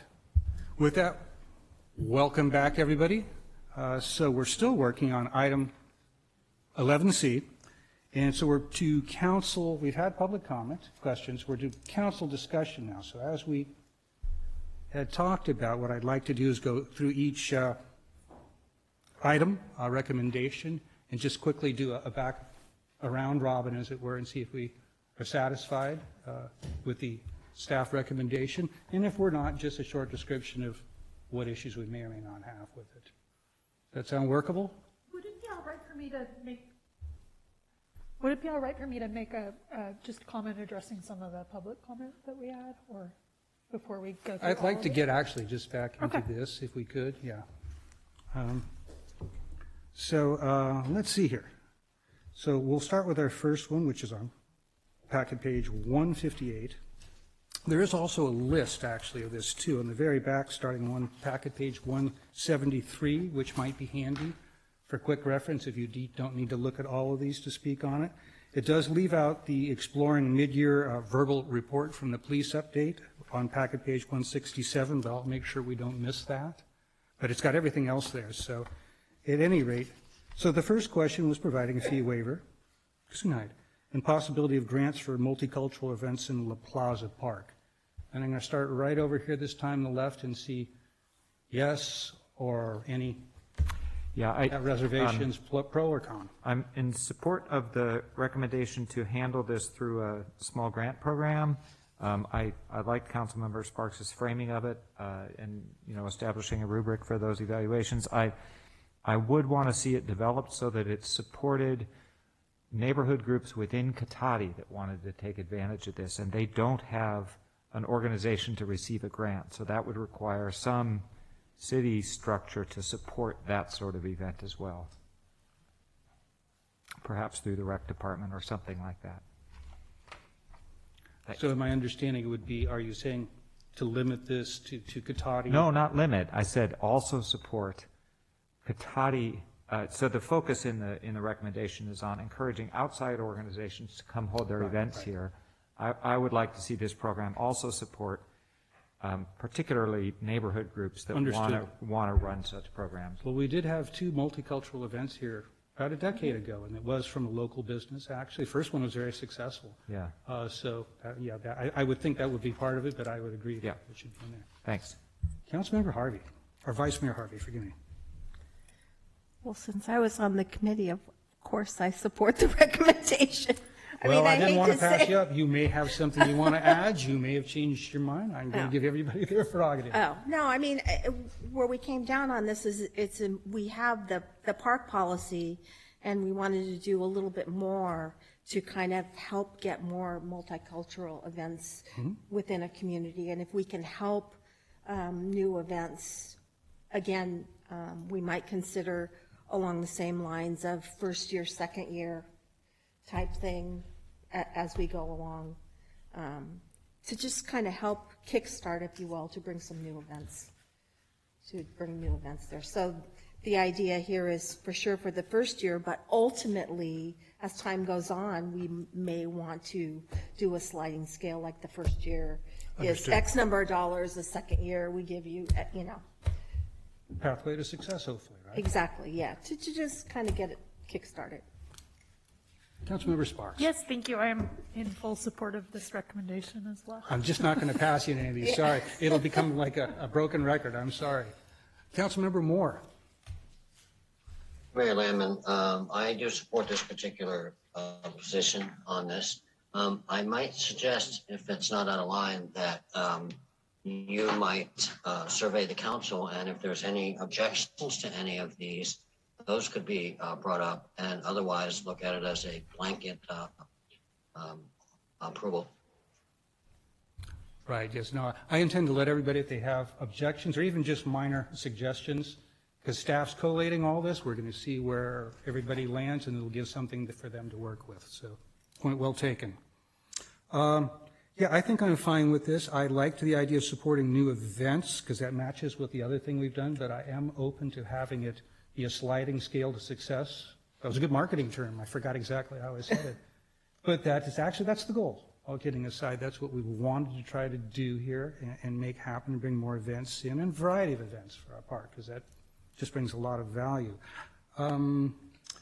Let's see. Mayor Lamb, can I, Yes. quick clarification on, the recommendation doesn't limit it to events happening at La Plaza Park, and I hope that, okay, I want to make sure that's not a limitation. I think that's generally where they go, but I wouldn't think it'd have to. No, I agree. Right, so I want to make sure it would support neighborhood events as well. Certainly, Thanks. certainly. No. Okay. And with that, yeah, I like the idea of making sure, just confirming that this is open, not just to outside groups. That's just the wording. We're open. And ideally, I prefer to see local is better to me. So at any rate, all right. That was an easy one. Let's move on to the next. We are on packet page 160, and this is investigating partnering with Rohnert Park for a joint leadership academy, providing need-based scholarships potentially for Cotati residents. And we have a recommendation of working with Rohnert Park to jointly create a Leadership Central Sonoma County, and modified with a specific element to encourage civic participation as well as general community participation. I'm going to go the opposite direction and start with Councilmember Moore, if I might. Keep it fair. This one, I think that would be a positive approach to trying to work with the neighbors next door and having a leadership academy. I mean, an opportunity for people that want to get involved in the community and don't know how to go about that or what might be the appropriate approaches. I think this would be a good opportunity. Okay. Councilmember Sparks. Thank you. I'd just make one comment on this, which is that the current groups that most recently came through this academy had a very diverse composition and represented a broad cross-section of society. And I think it's just a fantastic way to allow and encourage folks who don't necessarily have generational knowledge on how to be a leader within a community to just hit the ground running after one of these academies. So I think it's a great, that was why I thought it should be included under the equity heading, because it helps to bring people right into leadership. All right, thank you. All right. I'm going to jump right to the Vice Mayor. Yeah, I agree with Councilwoman Sparks. The other thing that we found out about this is that folks learning about participation and learning about, in particular, civic stuff, for some folks, they don't have any idea, and it gives them an idea for people considering serving on committees and running for office. Some people, which is probably why you found the numbers that said, I think you were reluctant to say mixed bag. Some people find out that it's more than they thought it was, so it's educational in letting folks know what the different jobs are and what the time commitments and different things like that are. So I think it's a great thing. And Councilmember Ford. Full support of this recommendation. All right, let's see. Yeah, I think I can support this recommendation. I will admit my preference would have been to have, rather than a full pickup of the cost imposed by the city, for example, have those interested or wanting to participate, some pick up some small portion of the tab. But since we're looking at partnering with Rohnert Park, and they don't do it this way, it's open to everybody who lives in the community and everybody who works there. So I imagine we'd be following a similar modality to do that. I would not be surprised, particularly if money from the casino dries up or there's other needs, that eventually it goes to some nominal fee, but as long as it's nominal, I would be supportive of that. So yeah, I can give a thumbs up with the recommendation from staff in this, I think. So Next, we're looking on packet page 161 and to investigate options, cost and options, for providing Spanish language access to the newsletter. And so we're going to do the same thing and jump, trying to remember where I started last. I think it was with Councilmember Moore, so I'm going to you, Councilmember Ford. All right, thanks. I'm going to fool all of you and start in the middle one of these times. Yeah. I agree with one of the public comments that it is not strictly the utilitarian piece that matters here, but the message about who's welcome to participate in city business matters. And so while I might prefer that everything go out in Spanish and English, I'm comfortable with the recommendation that we start to provide provide the newsletter in Spanish, but through electronic access, and not mailed out, just because of the logistics and cost implications of trying to also mail it. So I'm okay with the recommendation. And Vice Mayor Harvey. Yeah, one of the interesting things about this is we just got some statistics from the Waste Management Agency, and it goes along with, Spanish language and quite frankly, other languages too. And for instance, on the Zero Waste Sonoma website, they have had over 124,000 visitors. And of that, they found that there was really only 97, and this is in the whole county, translations into Spanish. So I think it's important that we make these steps, and as the need gets greater, we might need to change our approach to more of what Councilmember Ford's saying. We may need to, as that population grows and the need grows, we may need to change that. But I think as a first step, making it available in a way that doesn't delay. I mean, if you look at the timelines, one of the things that we struggled with was the 2 to 3 week delay.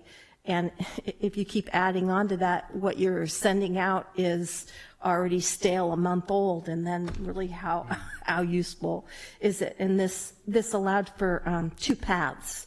So the regular letter could be going on its path, and then the Spanish one could be being worked on so that they were available at the same time. So for a first step, it seemed like a pretty good compromise.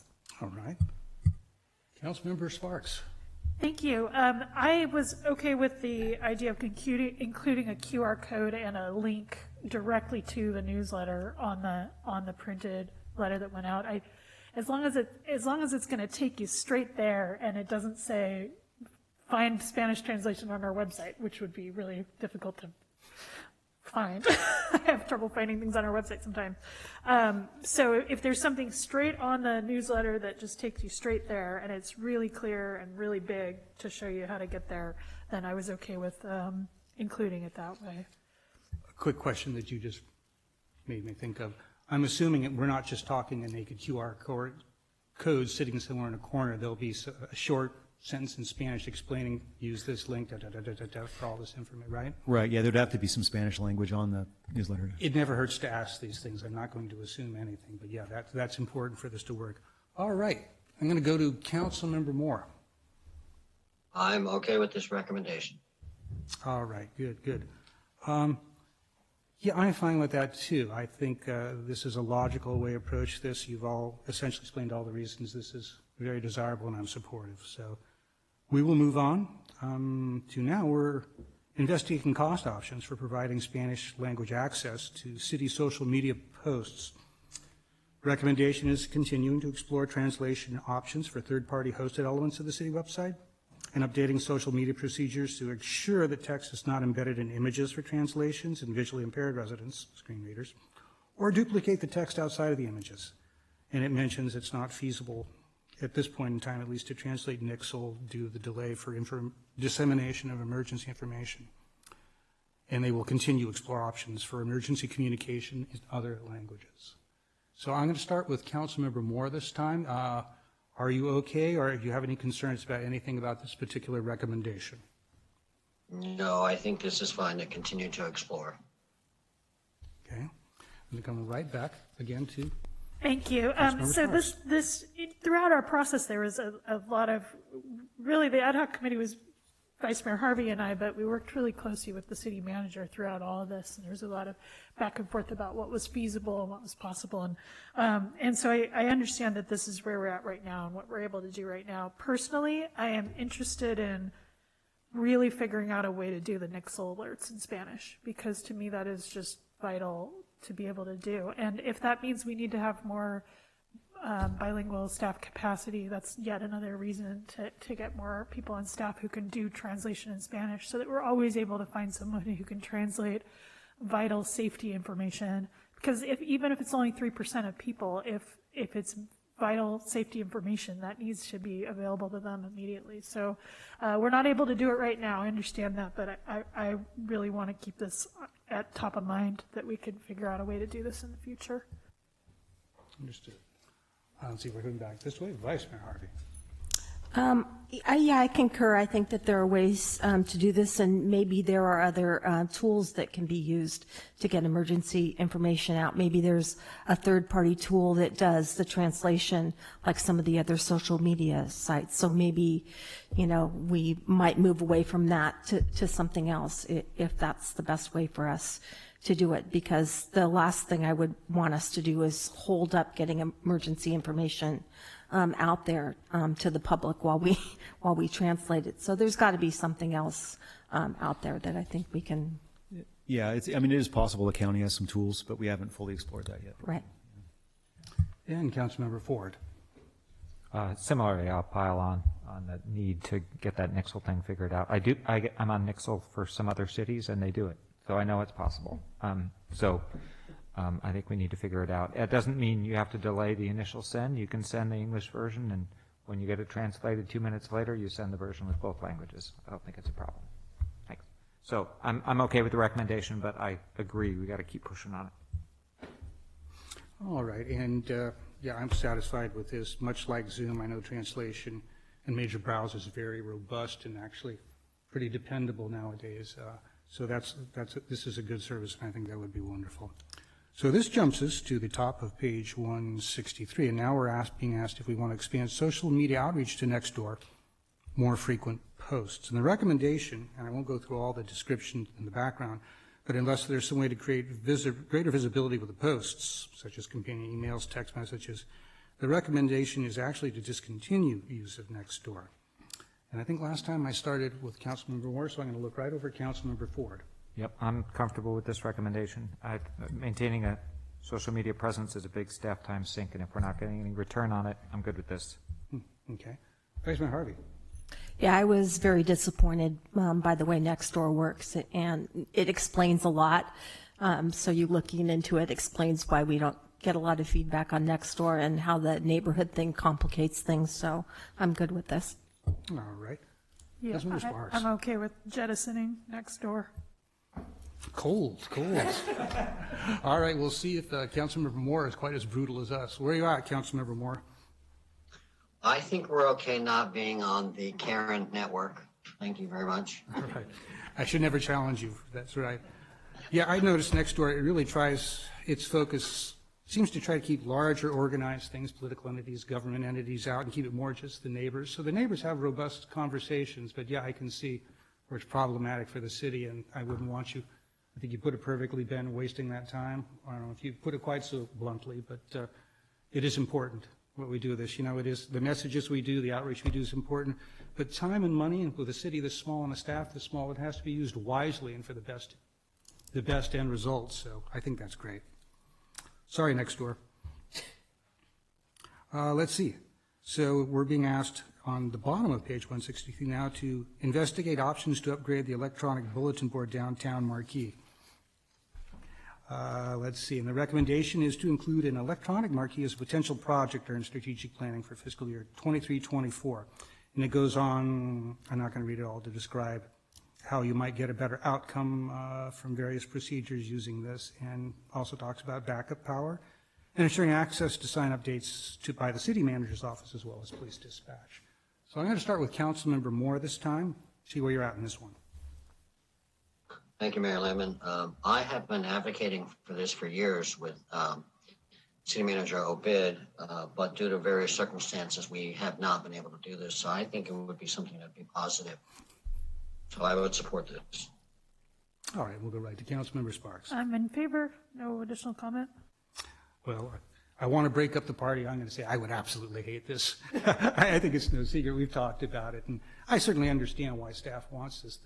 That lovely, antiquated, charming old sign we have takes a lot of manpower or person power to change on a regular basis. The information is pretty fixed when we put it out there, so it has some shortcomings. I do have to say, though, it's not a matter of aesthetics like a freeway sign. I've seen electronic signs, and I've been looking for years, like Windsor put a lot of money in trying to do something. And, you know, we can have all the protections we talk about, not only using black and white, only occasionally using animations or color and vetting through procedures. You know what? It's still going to wind up. It's another electronic sign. And my personal perspective, and I believe many in the town, is just more visual pollution, the type of stuff we ignore. And getting more information out isn't necessarily helpful if people turn off to it. People kind of dig our sign and generally will look at it. And I'll point out, kind of related to that, if we look at some of the things, changes potentially come to this community, and particularly the downtown, related to some of the changes in housing from the state, and the various concerns we have and the concerns the public is starting to have about the loss of, as we've said many times, the small town charm of Cotati, we might be well served to try and keep as many small facets as we could. So I recognize this is illogical, not useful, but I think it's much nicer looking, much more charming. And if I was here to vote on it, I think you know which way I'd be voting. So having said that, I'm going to write to the Vice Mayor. This is an interesting one because, you know, over the years, there's been a lot of folks that have wanted information on that marquee, and it's so small, we're very limited, and as you put it, it's very, very labor intensive. And this was one area where a lot of folks said that they get their information from. They, you know, are always at that intersection, and that's kind of how they know what's going on. So I think in an effort to get more information out, I think we need to kind of move on with the times and get something that's easily changeable by the police dispatchers, easily changeable by the city's manager's office, so that we can keep people readily informed. And Councilmember Ford. I share some of Mayor Landon's concerns about the aesthetics and the visual pollution potential. But I do support including it as a potential project in our strategic planning work in 2023-24, as it's on here. So, but I will be looking for options that don't look like gaudy, and so et cetera. I think the direction in the discussion is useful. One of the most appealing aspects for me is its potential use in emergency situations. Thanks. Yeah, I can see that. All right, so that concludes that one. Now we're on page 164, and we're to providing space in the downtown wayfinding bulletin board for public use. And I believe we started with Councilmember Moore, so you're back in the hot seat, Councilmember Ford. The question is if we want to support that, and the recommendation is rather long. It's initiating a pilot to utilize the existing cabinet currently holding recreation flyers by keeping one side locked for city postings and removing the lock on the other side, and it goes on to describe how the maintenance would work and when the flyers would be taken down. Yeah, I'm comfortable with the recommendation for the pilot. I think this is a good start to give the citizens a place to be able to post things that is not so time consuming, because we have staff here at City Hall that can rotate the management of this, and it sounds like the city manager has a good thought on a schedule that will work for everyone. Councilmember Sparks. Yeah, this is something a lot of folks were just asking for in some of our community meetings, so that's how it got here. Thank you. All right, and we'll go to Councilmember Moore. I would support the pilot on this. Thank you. Okay. I have no strong feelings about it. I honestly, maybe if a lot of people are asking for it, I haven't heard it. If they are, maybe that's good. I can't see a lot of, I know we have people in out of City Hall, but the problem we have is we have our nice wayfaring things that unfortunately were designed without full signage on both sides, both in the lagunas where they're getting tagged and a lot of problems with that. And then in the downtown where there's just a lot of, people are putting notices up. And you know, I mean, a lot of things, tape eventually will make that look bad, but it's not a terrible thing. But I think we have to decide if we're going to have that down there and we don't want people to post on it, then we need something up there. Whether it's pictures like Novato did. They had pictures, historic pictures, screen printed in matching colors designed to go nice of some of those historic buildings. And we certainly have that. Our buildings in our old downtown are just as old as the buildings in old Novato. Something to fill that space up, otherwise this continues there. And I'm not completely, I came to terms with it. I've been very upset to see our signage that the community worked so hard to agree on and paid for, just decimated by repeated tagging along the Laguna. I think that's another place we need to fill those empty spots up.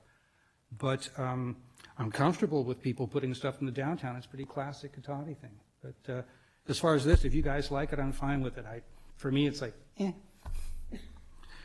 So, all right. With that rousing support, we'll move next to the bottom of page 165, which is in investigating ways to increase participation at police beat meetings, including varying days, times, locations, and more publicity. And the recommendation, again rather long, using volunteers or interns to actually hand-deliver flyers to homes and business in each beat in advance of these biannual meetings to raise awareness. And if this isn't available, then there's discussion, perhaps including this part of our direct mailing twice a year, and reduce those costs by putting it in the same envelope as the utility bill mailers or incorporating it into the utility mailer. So there's a cost there, but it's reduced that way.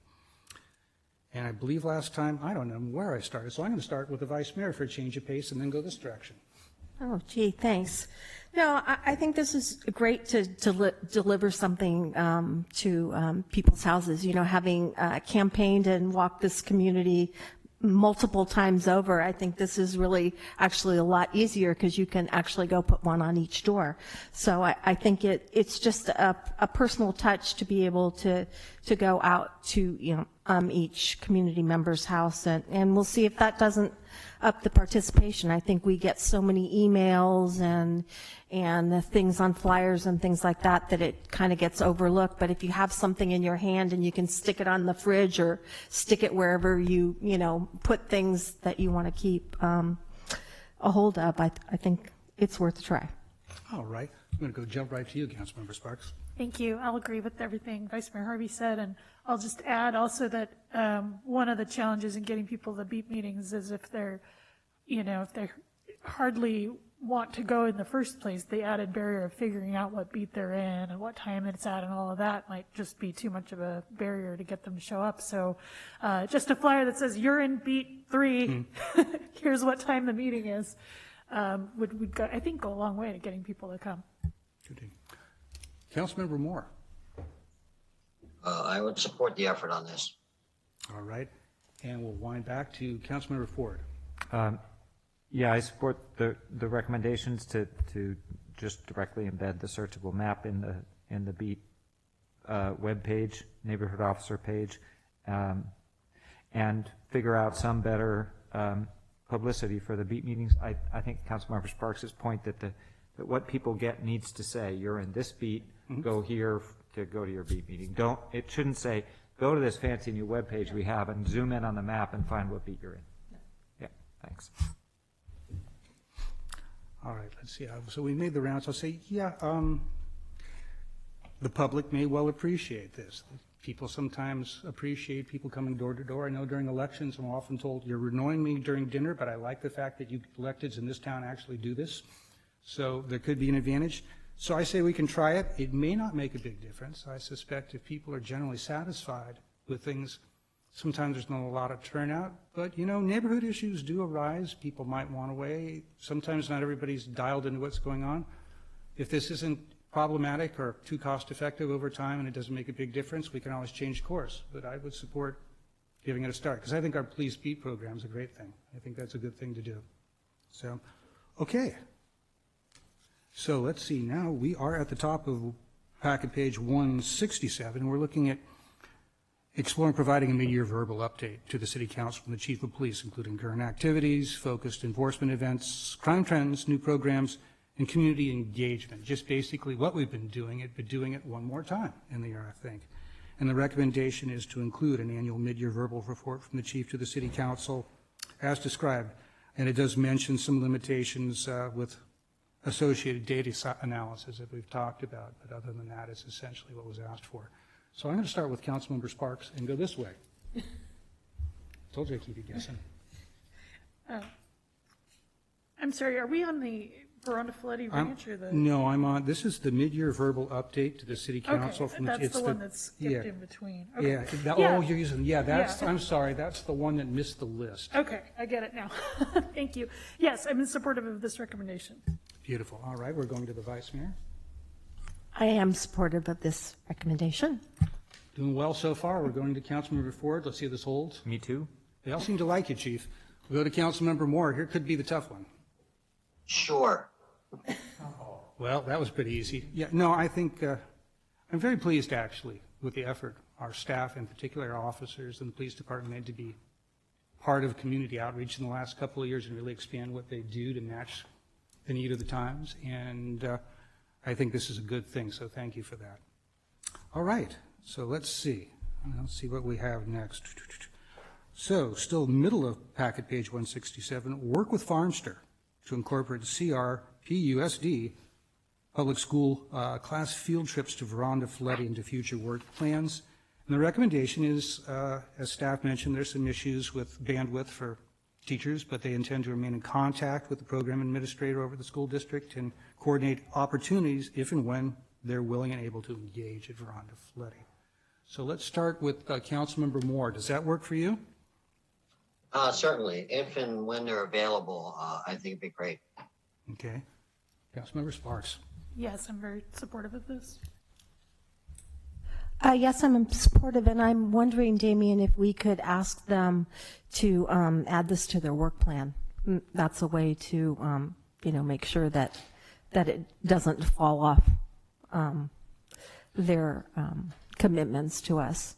Our licensees' work plan? Mm-hmm. Yeah. Yeah. Councilmember Ford. I agree with Vice Mayor Harvey, yes. Yeah, and I will agree with Vice Mayor Harvey and everything else that has been said in this one. All right, so now we're at the top of page 168, and we're under hiring, and we're talking about investigating and providing just-in-time, anti-bias, and equitable interview practices training for employees who will participate in job interviews. And skipping over the recommendation, it just recommends the city develop an annual training for supervisors and managers who are generally part of all interviews. Mentions they may be held virtually. The minimum of one question to assess applicants' sensitivity to diversity could be incorporated into job interviews. And given the complexity of employment laws, recommended that LCW provide this training and feedback on interview questions. And I'll start with you again, Councilmember Ford, and we'll work this way. Thanks. For me, this is one of the most important recommendations in here, and I've been the beneficiary of such training as a member of hiring committees in my day job, and it really makes a difference when done well. My only concern about the recommendation is I don't know this law firm, and my experience is that that a check the boxes and satisfy the legal requirements approach is actually not what's needed.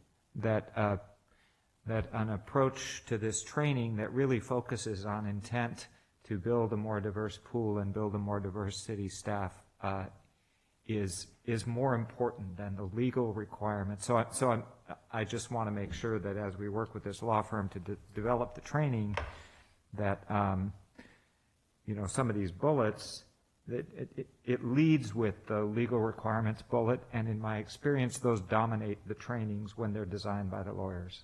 And so that's my worry, that the other bullets are more important. Thanks. Vice Mayor Harvey. I did find some other training out there, but I'm not sure that it was not a legal firm also. I think that the reason the city manager went with this recommendation is this is our employment attorney staff. So this is kind of with all of our employment and our MOUs and all of that. This is the company that we use. I was surprised that they had a training, but it sounds like they do. So attached in the staff report were the questions that, that JC had. And I also found a whole bunch of questions just from various websites that had kind of DEI questions. So there's a whole lot of information out there. But I think that where Damien was trying to push this is they are our employment attorneys. So in order to defend us in anything, it's not a bad idea to run, you know, the questions kind of by them rather than just generically. So that's kind of why I was kind of okay with leaning in this direction. Of course, we should look at the workshop that they have, and if we, you know, if it doesn't feel like it's suitable, then we can always, you know, change, because there are other places that do it. But that's kind of where my head was at when I was okay with this. And Councilmember Sparks. Thank you. I think that Councilmember Ford brings up a good point, and I do think we should probably look into seeing if there are any other options. I know the city manager's already looked into it and tried to find a few different options, but if we could maybe continue casting that net and just see if there's any other options that we could bring to this. I did think that the description that our law firm provided of the training that they offer, it did seem to be what we're looking for. So just based on the written description, I'm comfortable with it, but I don't think it would hurt to just see if there's anything else out there that provides a similar service. All right, Councilmember Moore. I would support this. I think training is a good thing. Okay. Yeah, I hear the concerns, but I also have to say if the training didn't have a legal background involved somewhere, I'd have some concerns about that realistically too. And my notes, just before you actually said it, same idea. It's like, try it and see. From what I hear, the prospectus they put forward looks like it actually may work. So, you know, this is something can always be changed. You're going to be here a while. These things, if somebody doesn't deliver appropriate services, you find a different vendor. So, but it's not a bad thing to start with, at least. So thank you. So let's see, that takes us then to the middle of page 169. Work with recruiting firms used by the city to advertise jobs more broadly and in places likely to reach underrepresented groups to ensure diverse candidate pools. And the recommendation on the top of page 170 is that when we use a recruiter, recruiting for a diverse candidate pool can be a stated criteria in their scope of work, and that moving forward, the city can add voluntary demographic questions to the job applications to develop a better understanding of applicant diversity relative to the surrounding community, which would then help focus on future diversity initiatives. So I'm going to start with Councilmember Moore and get your thoughts on that and work back this way.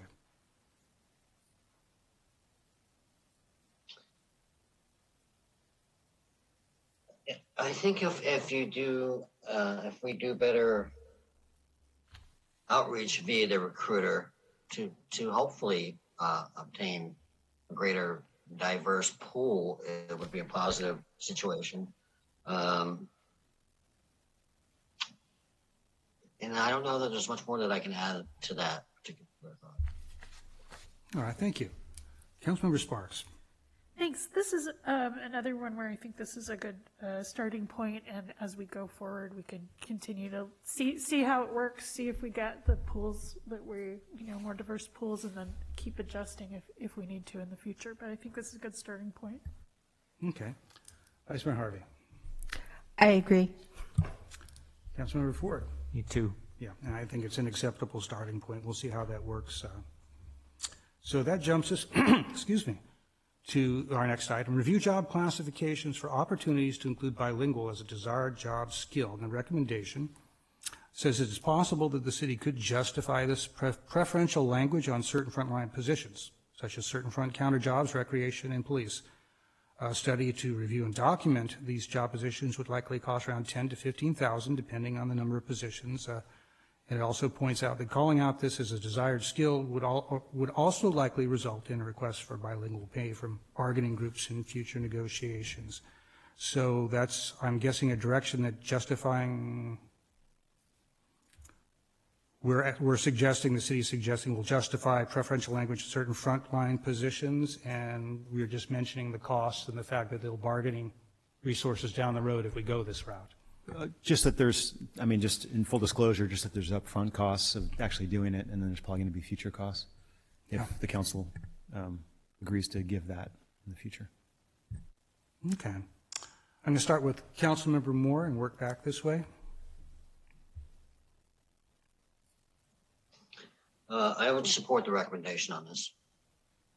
All right. Councilmember Sparks. Thank you. I just wanted to point out one thing about the $10,000 to $15,000 estimate.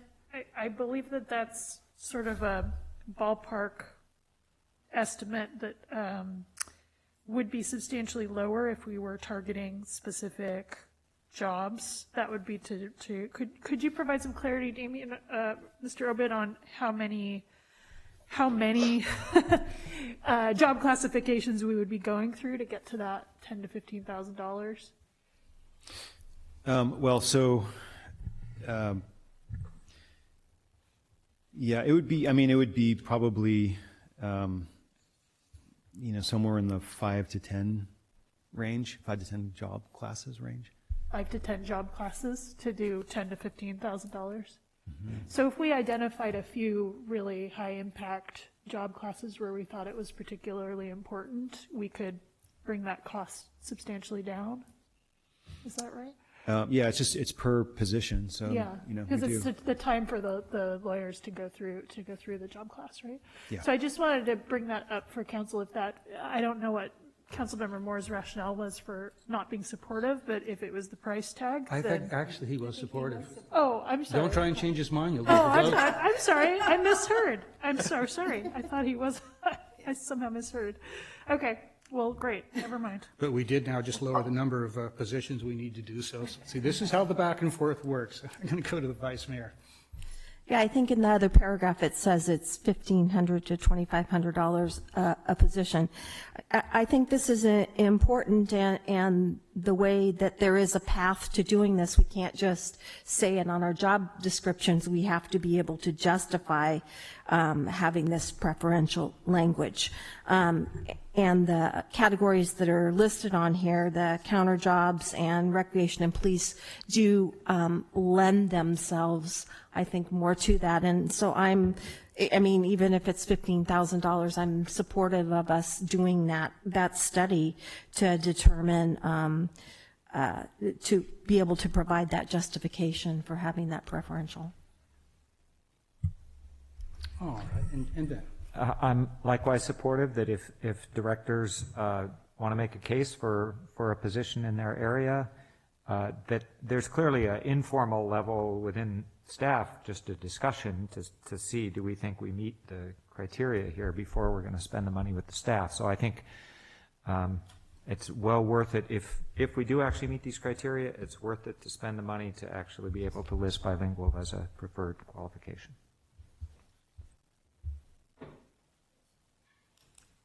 I have so many notes in my page I can't even see. Yeah, I think, I actually came to this not quite sure. My note is need to prove actual need, justified cost, not just occasional use, and the standard I was given. And I didn't hear anybody shoot down. Was that essentially one time a week or more? And it sounds like what I'm hearing from staff is that we do generally meet that often enough to say that we meet that need. And I have to say I am convinced of the value, certainly for certain front counter positions, and particularly at PD, maybe even rec, I don't know. Do like the idea of starting out lower with that and keeping it limited, and seeing how much the need really is, and being flexible then if the need does drive this, then that provides the right level of service. So I think we're seeing support for that as well. So let's see. We're now to the middle of 171, and explore contracting as a means to employ a more diverse base of suppliers and contractors. And the recommendation is that the city continue to engage with the county on a joint procurement effort that is currently underway and report back to the council once that program is further development to see if continued participation is cost effective and achieves equity in contracting. So I'm going to start right with the Vice Mayor and see what you think.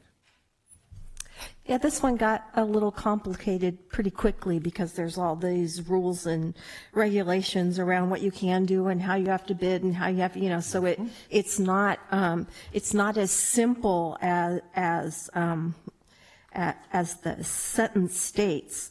So we have to really consider, all the different methods that we employ folks. But I think that using the county on joint procurement is really a way to help with this. So hopefully the county will find a vendor. It sounds like they've already put out an RFP, so that's good. And then we can just kind of see how that works. All right. Councilmember Ford, what do you think of this? I agree with the Vice Mayor. This seems like a good avenue because developing an equitable contracting program all by ourselves sounds like a heavy lift. So I'm very glad there's a joint effort. Yeah. All right. And I'm going to go to Councilmember Moore and get your thoughts on this, if I might. I would support the recommendation, and hopefully we can get some benefit working with the county. I'm seeing a smile on your face, even though I can't see it. I can just picture it. Councilmember Sparks. Yes, I'm supportive of this as well. All right. Yeah, I will support this as well. Moving on next, homelessness. Investigate the possibility of reviving the safe parking program, including funding models and possible locations. And let's see, let me get down to, this one has so many. Here's the recommendation. It's recommended that any strategy be undertaken as part of a comprehensive countywide strategy through joint planning and action of the continuum of care. This will best ensure strategic deployment of resources countywide, which will most likely include significant required ongoing discretionary city contributions, and that the staff will update the council on the status of the countywide strategy during strategic planning. I'll start over here with Councilmember Ford and see where you're at in that one. Thanks. As it's phrased, I support the recommendation, but I also think I would like to see the city actually go for it when there are opportunities to be a part of the addressing homelessness. For instance, Roanoke Park, which is not an entitlement jurisdiction, moved incredibly quickly to build a large number of supportive housing units through, Room Key, whichever, Home Key, thank you. And so it is possible for non-entitlement jurisdictions to play a significant role, and I want to see us step up. Thanks. All right, Vice Mayor Harvey. I would agree with Councilmember Ford. We can get there. It may just be baby steps. It's really difficult, as you say, for us to do kind of things on our own, but hopefully some of the work that's coming through the continuum of care will allow for us to, have funding and be able to do various programs. I know that's kind of putting all of our eggs in one basket at this moment, but for right now, it seems like the prudent thing to do until we see exactly how that's going to work and what it is that they're going to be able to provide. All right, Councilmember Sparks. Thank you. Personally, yes, I would also like to see us go farther in the future, but I think that's something that I'll just continue to bring up during strategic planning and goal setting in the future. There seems to be a perception that from some people that we don't really have very much of a homelessness issue in Cotati, but I don't really think that that's true because I've seen people sleeping outside. I cleaned up a camp along the creek in my own neighborhood personally, so I know that from time to time we do have unhoused people. They're just not very visible, so I'd like to see us do more in the future. And Councilmember Moore. Well, I would support the recommendation. Okay. Yeah, I'll bring back. I could support this recommendation. I will admit, we had our first safe parking program. I was very supportive of that, but we had a partner that came to this through Catholic Charities. They had already provided lists, and within that list, they were more than willing to make sure that the people we were supporting were local residents, and we had a focus on newly homeless families, women with children that were newly homeless, providing a safe place to sleep, and then also trying to have services to hopefully get them back rehoused quickly because there's a greater success. I think that was great. I would be less likely to want to charge into just we're Cotati, we're providing some housing here. or a parking program without actually seeing something need-based behind it. I agree we do have some homeless that we do see, and that's what we see here. But what I see, and we've noticed for years with the point-in-time counts, is they don't really reflect our community. I mean, as we look at this, it's a census tract, including most of Roanoke Park and areas of the unincorporated county.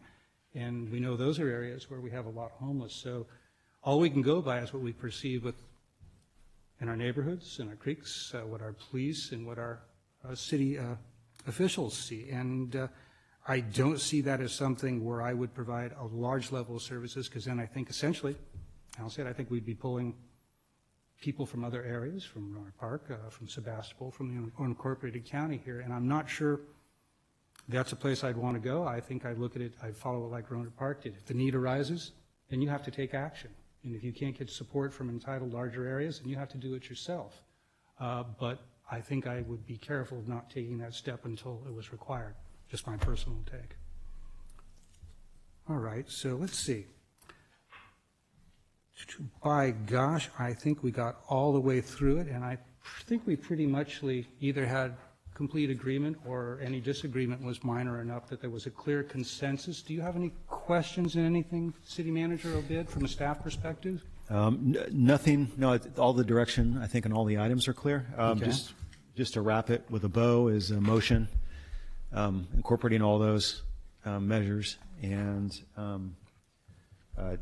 dissolving the ad hoc. And I will say, too, if there's any sort of general, it's like 15 items, so if there's any general sense of priority in any one of those items, just let me know.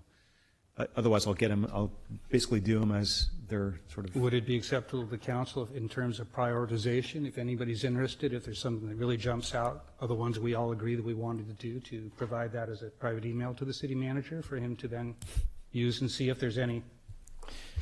Is that workable? I will say. Or do you want me to walk through the whole list again and try and No. I'm glad to hear that. I didn't know if we wanted to do that. I mean, Councilmember Ford, you had something you wanted to offer? Well, I was just going to say, I think a lot of the prioritization will happen during strategic planning next year. Kind of my thought. That's why I wouldn't, even if I was going to be here, I don't think I'd take the time to do that. And these are all, there's some that are bigger ticket items, but they're ones that may not be quite reachable. Most of the other ones that we know we're able to do and get a handle on right now, they seem to have some equivalence in terms of benefit. So it'll be a matter of how quickly staff can stage them too. It might not be just our interest, it's how quickly some things will fall into place well, and others might take a little more time. So there'll be that. Probably we need to hear from you what order you can do them in too. I think it's strategic planning. Yeah, sure. I mean, the order I'll do them in from now until then will be, there's some easy ones that we can just check off and get done right away. Exactly. And others are going to be more time consuming to get done. And so that will All right, so be the order of things. before we adopt a motion, I just want to take a second and thank Vice Mayor Harvey and Councilmember Sparks for putting a lot of time into this, having the fun of having public events during the even more hairy days of the pandemic, and generally putting a lot of time and effort into this. Long, difficult, frustrating, but you know, there are results, and I thank you both for your efforts. I'm sure the community is very grateful. Absolutely. I agree. So with that, then I'm looking for somebody brave enough to give me a motion. I'm happy to make a motion that the City Council approve the recommended measures from the Equity Ad Hoc, that we direct the City Manager to implement said measures as staff time and resources allow and according to priorities set in next year's strategic planning process, and that we dissolve the ad hoc committee. All right, and do we have a second from anyone? Second? And a second from Councilmember Sparks. All right, if we could have a roll call vote, please. Councilmember Ford? Yes. Councilmember Sparks? Yes. Councilmember Moore? Yes. Vice Mayor Harvey? Yes. Mayor Landman? And a yes. Thank you, everybody. All right, we are moving through this agenda rapidly now. We are to item 11D, which is the award of a construction contract for the Cotati Park Revitalization Project to Oak Grove Construction. And I'll ask if we can have our staff report on that, please. Yes, Mayor, members of the council, Craig Scott, Public Works Director, City Engineer. Tonight's item is to the request award of the Cotati Park Revitalization Project to Oak Grove Construction. As you mentioned, The project is identified in the city's park capital plan as a priority near-term project. The concept project identified in the capital plan was further refined during design through a series of 4 public workshops and an online survey. The design was finalized and the project advertised for bidding in October, with bids open on November 8th.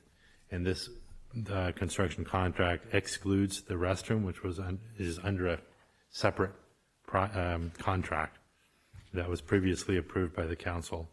The city received 3 bids on November 8th, with the low bid from Oak Grove Construction for amount of just under $2 million, which is 5% below the engineer's cost estimate. That's about $100,000 less.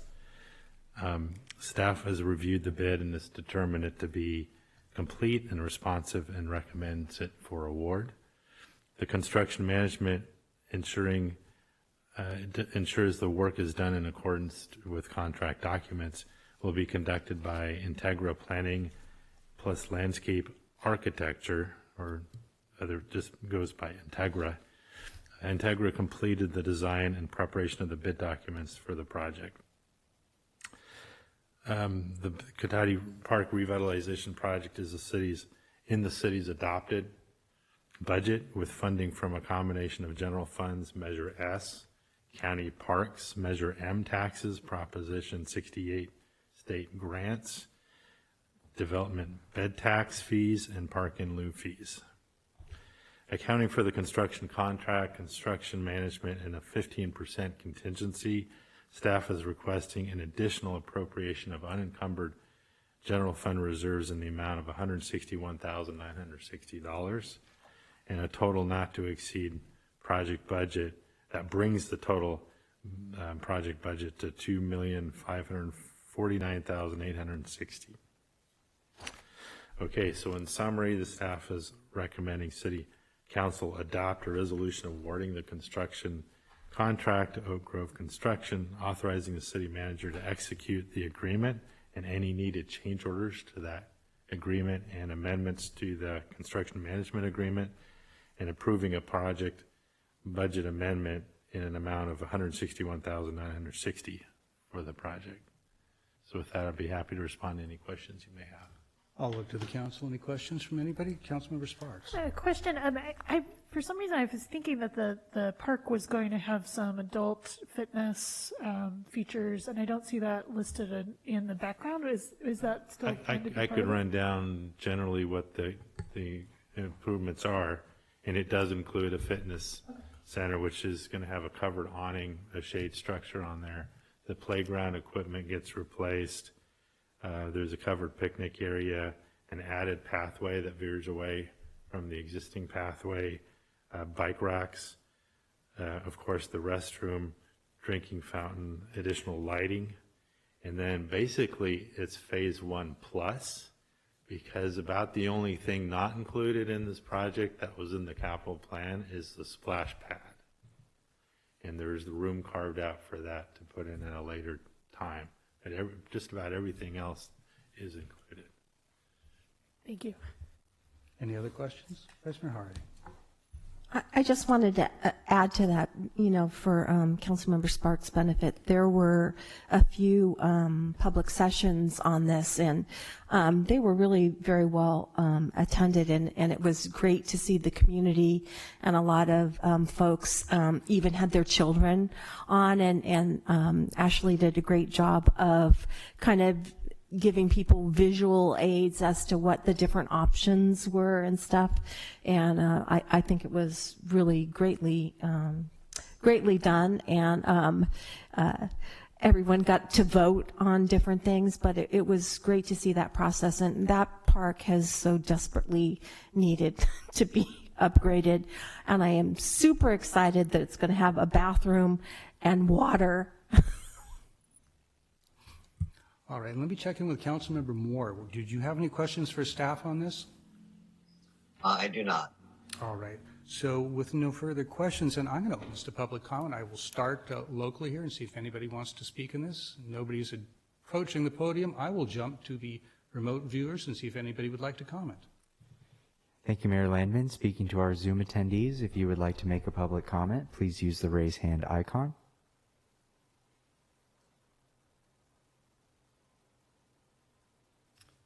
Mayor Landman, that will end public comment. Thank you. All right, I'll bring it back and see, is there any further discussion from the council? I'll just say very briefly, I'm very pleased to see that, looking from the vantage point of 13 years, perhaps not a long time together here, but where we've got to a place where we can be doing these things for the community. All the projects, you look what's going on throughout town, the construction outside here right now, and now approaching the parks like this. I don't know when the last time Cotati Park got a facelift, but I don't know if it even ever has, frankly. And to see that we have an organization that can provide this level of services to a community, because that's really, to my mind at least, our primary job. That's what we're here for, to run a city. And so I'm just very pleased about this and would be very happy to see somebody move this resolution. I would be very happy to move adoption of a resolution awarding the construction contract for the Cotati Park Revitalization Project to Oak Grove Construction and authorizing the city manager to execute said agreement and any needed change orders and amendments, including to the design professional services agreement with Integra, up to the approved project budget. All right. Do I have a second? And I hear a remote second, our second remote second, historically ever. Thank you, Mr. Moore. So we have our first and our second. Can we have a roll call vote, please? Councilmember Ford? Yes. Councilmember Sparks? Yes. Councilmember Moore? Yes. Vice Mayor Harvey? Yes. Mayor Landman? And that's a big yes here, too. All right. Looking forward to seeing that. That's going to be great. So that concludes our regular agenda. I believe we are now to the city manager's report. So you're back up, Mr. Obid. All right. Thank you, Mayor, members of the council. So water main flushing is continuing, and it's a routine part of maintenance. The city has been flushing the water mains to remove fine sand from the distribution system. And it was conducted, the main flushing operation was conducted last Wednesday and Thursday, and will resume again after Thanksgiving week on December 5th and run for 2 more weeks till the 16th. And administrative services assisted with nearly 2,100 mailed notices that went out to the entire east part of town, and they were east of 101. And additional notices went out via voice messages and texts in English and Spanish, and the city plans to send out additional messaging following the Thanksgiving weekend. So that is going on, and you may hear about it from residents. The sewer main project right outside the door here. The city is replacing the West Sierra Avenue sewer main from Olaf to Cypress, and you can just expect some delays as they work their way up the street with the new sewer main. And it should be, I think right now we're planning on it being done by the end of the calendar year. The Cotati Park refurbishment, great news, it got awarded tonight. I don't know if you guys knew that, but anyway, that'll get going soon, so that's exciting. It's been a long time in the making. The housing element, Noah mentioned earlier that the housing element was submitted last Friday, and it kicks off the review period for state HCD. And we plan to return to City Council after the 1st of January with further updates on that process. And then just some event stuff to let you know about. We have the tree lighting coming up on December 2nd, holiday shop and stroll on December 3rd, breakfast with Santa on December 10th, and well, I won't even get into next year right now. It's enough for right now. But right now we're doing the Thanksgiving break camp, and it's been sold out. So kids are playing, doing crafts. They're even learning how to cook their own mini apple pies, I hear. So that's going well. We also are having camps again for the 2 weeks off for winter break in December, and the 2 camps run from the 19th to the 22nd of December, and then 26th to 29th. 8 a.m. to 5 p.m. with extended care options in the early morning or afternoon. But space is limited. I mentioned the tree lighting. That's in La Plaza Park from 4 to 8 a.m. And there's a whole bunch of entertainment and like snacks and stuff. I won't go through it all just for the sake of not dragging this meeting out longer, but there's a lot of fun stuff happening. So I'd highly recommend anyone go to that.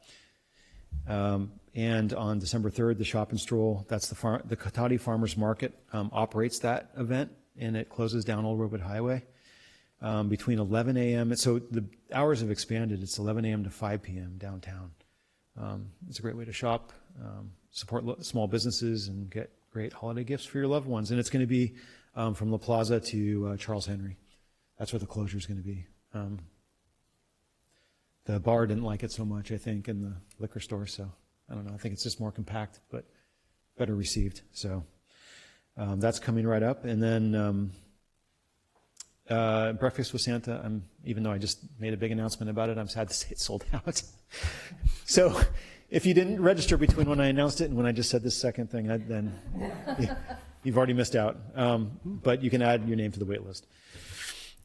We are doing a drop-in shop on December 17th from 10 a.m. to 3 p.m. in the Cotati room. That's where you can drop your children off just to come play and do camp stuff while you go shopping and, do other things while the kids are occupied. And then last thing and then I'm done is just added in December is a Spanish program for 5 to 8-year-olds through our partners Colors of Spanish.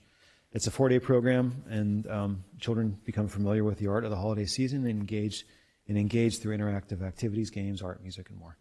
All levels of Spanish fluency are welcome.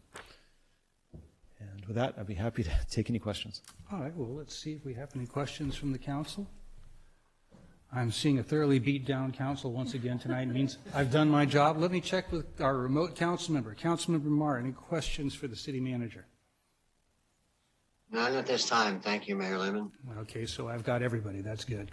All right, so that jumps then to city council member reports. And let me start over here. Anything from you? Just a real quick one. Thank you. I attended the great event put on by the Cotati Historical Society, the history of music in Cotati. They had a wonderful panel. I came in late and there were 80 people there when I got there. So I think it was recorded. I'm not sure how to access that yet, but it was just fantastic. So let people know about that. I think there could be potentially a lot of interest for events like that and others in our City Hall complex. I know there was interest years ago that kind of got a nascent start and didn't quite work. I don't think we were in a position to support it, but I do think that's something that people could work on in the future here and might provide a lot of value to the community, just like that. Anybody else? Susan, go ahead. Just one highlighted thing from the Zero Waste Sonoma meeting. We provided a green resolution to the Grabenstein Apple Fair for their commitment to community and environment through implementation of proactive waste management practices. They really have fine-tuned their event. I mean, they have stations set up to make sure that this is a truly different kind of event. They have glassware rather than plasticware, and just to, and they have people manning the stations, because oftentimes what happens is folks kind of like stand there, and I've seen them at our events, you kind of like stand there with something, you go, well, does it go here, does it go there? They actually had people helping, and they had an interesting other section, and that was food waste. And that actually they worked with local pig farmers. So the statistics from their event was they were able to give out 7,000 pounds of pig food. They had 12 cubic yards of truly compostables, 20 cubic yards of recycling, and that was mostly like cardboard and glass, and then only 3 yards of actually garbage, and that tended to be like anything plastic film. And they were able to provide Sonoma food runners with 205 pounds of good leftover food from their event. So I think everybody has lessons to learn from. It's taken them a while to get there, but there are options, and I think we can all learn from that. So great event. Very nice. Yeah. That's Anybody all I else? have. Let me check with Councilmember Moore. Anything to report this month? No, thank you, Mayor Lemon. All right, and I have exactly the report you wanted this time of the evening. I have nothing to report. So that brings us into item 14, public comment on non-action agenda items. And I'll start with our remote viewers and see if we have anybody who would like to comment on non-action agenda items. Mayor Lenman, we are with 0 Zoom attendees, so that will end public comment. All right, so the locals win. We have one more person, but we're not approaching the podium, so I will close public comment on non-action agenda items and ask the city manager any information received after the agenda was posted. Nothing new hasn't already been provided and posted on the website. Okay. And before we move to adjournment, I just want to take a second and give a thanks to Petaluma Community Access, our camera operators. You know, we often recognize our staff, but we should recognize the people that actually are able to get this image out and do a good job of tracking the movements of the different speakers and hopefully getting all our best sides, whatever they may be. So thank you for your work. It is appreciated. And with that, let's see. We are adjourned with no objection at 10:10. Thank you, everybody. We'll see you on December 13th. Thank you. Happy Thanksgiving. Happy Thanksgiving, yes.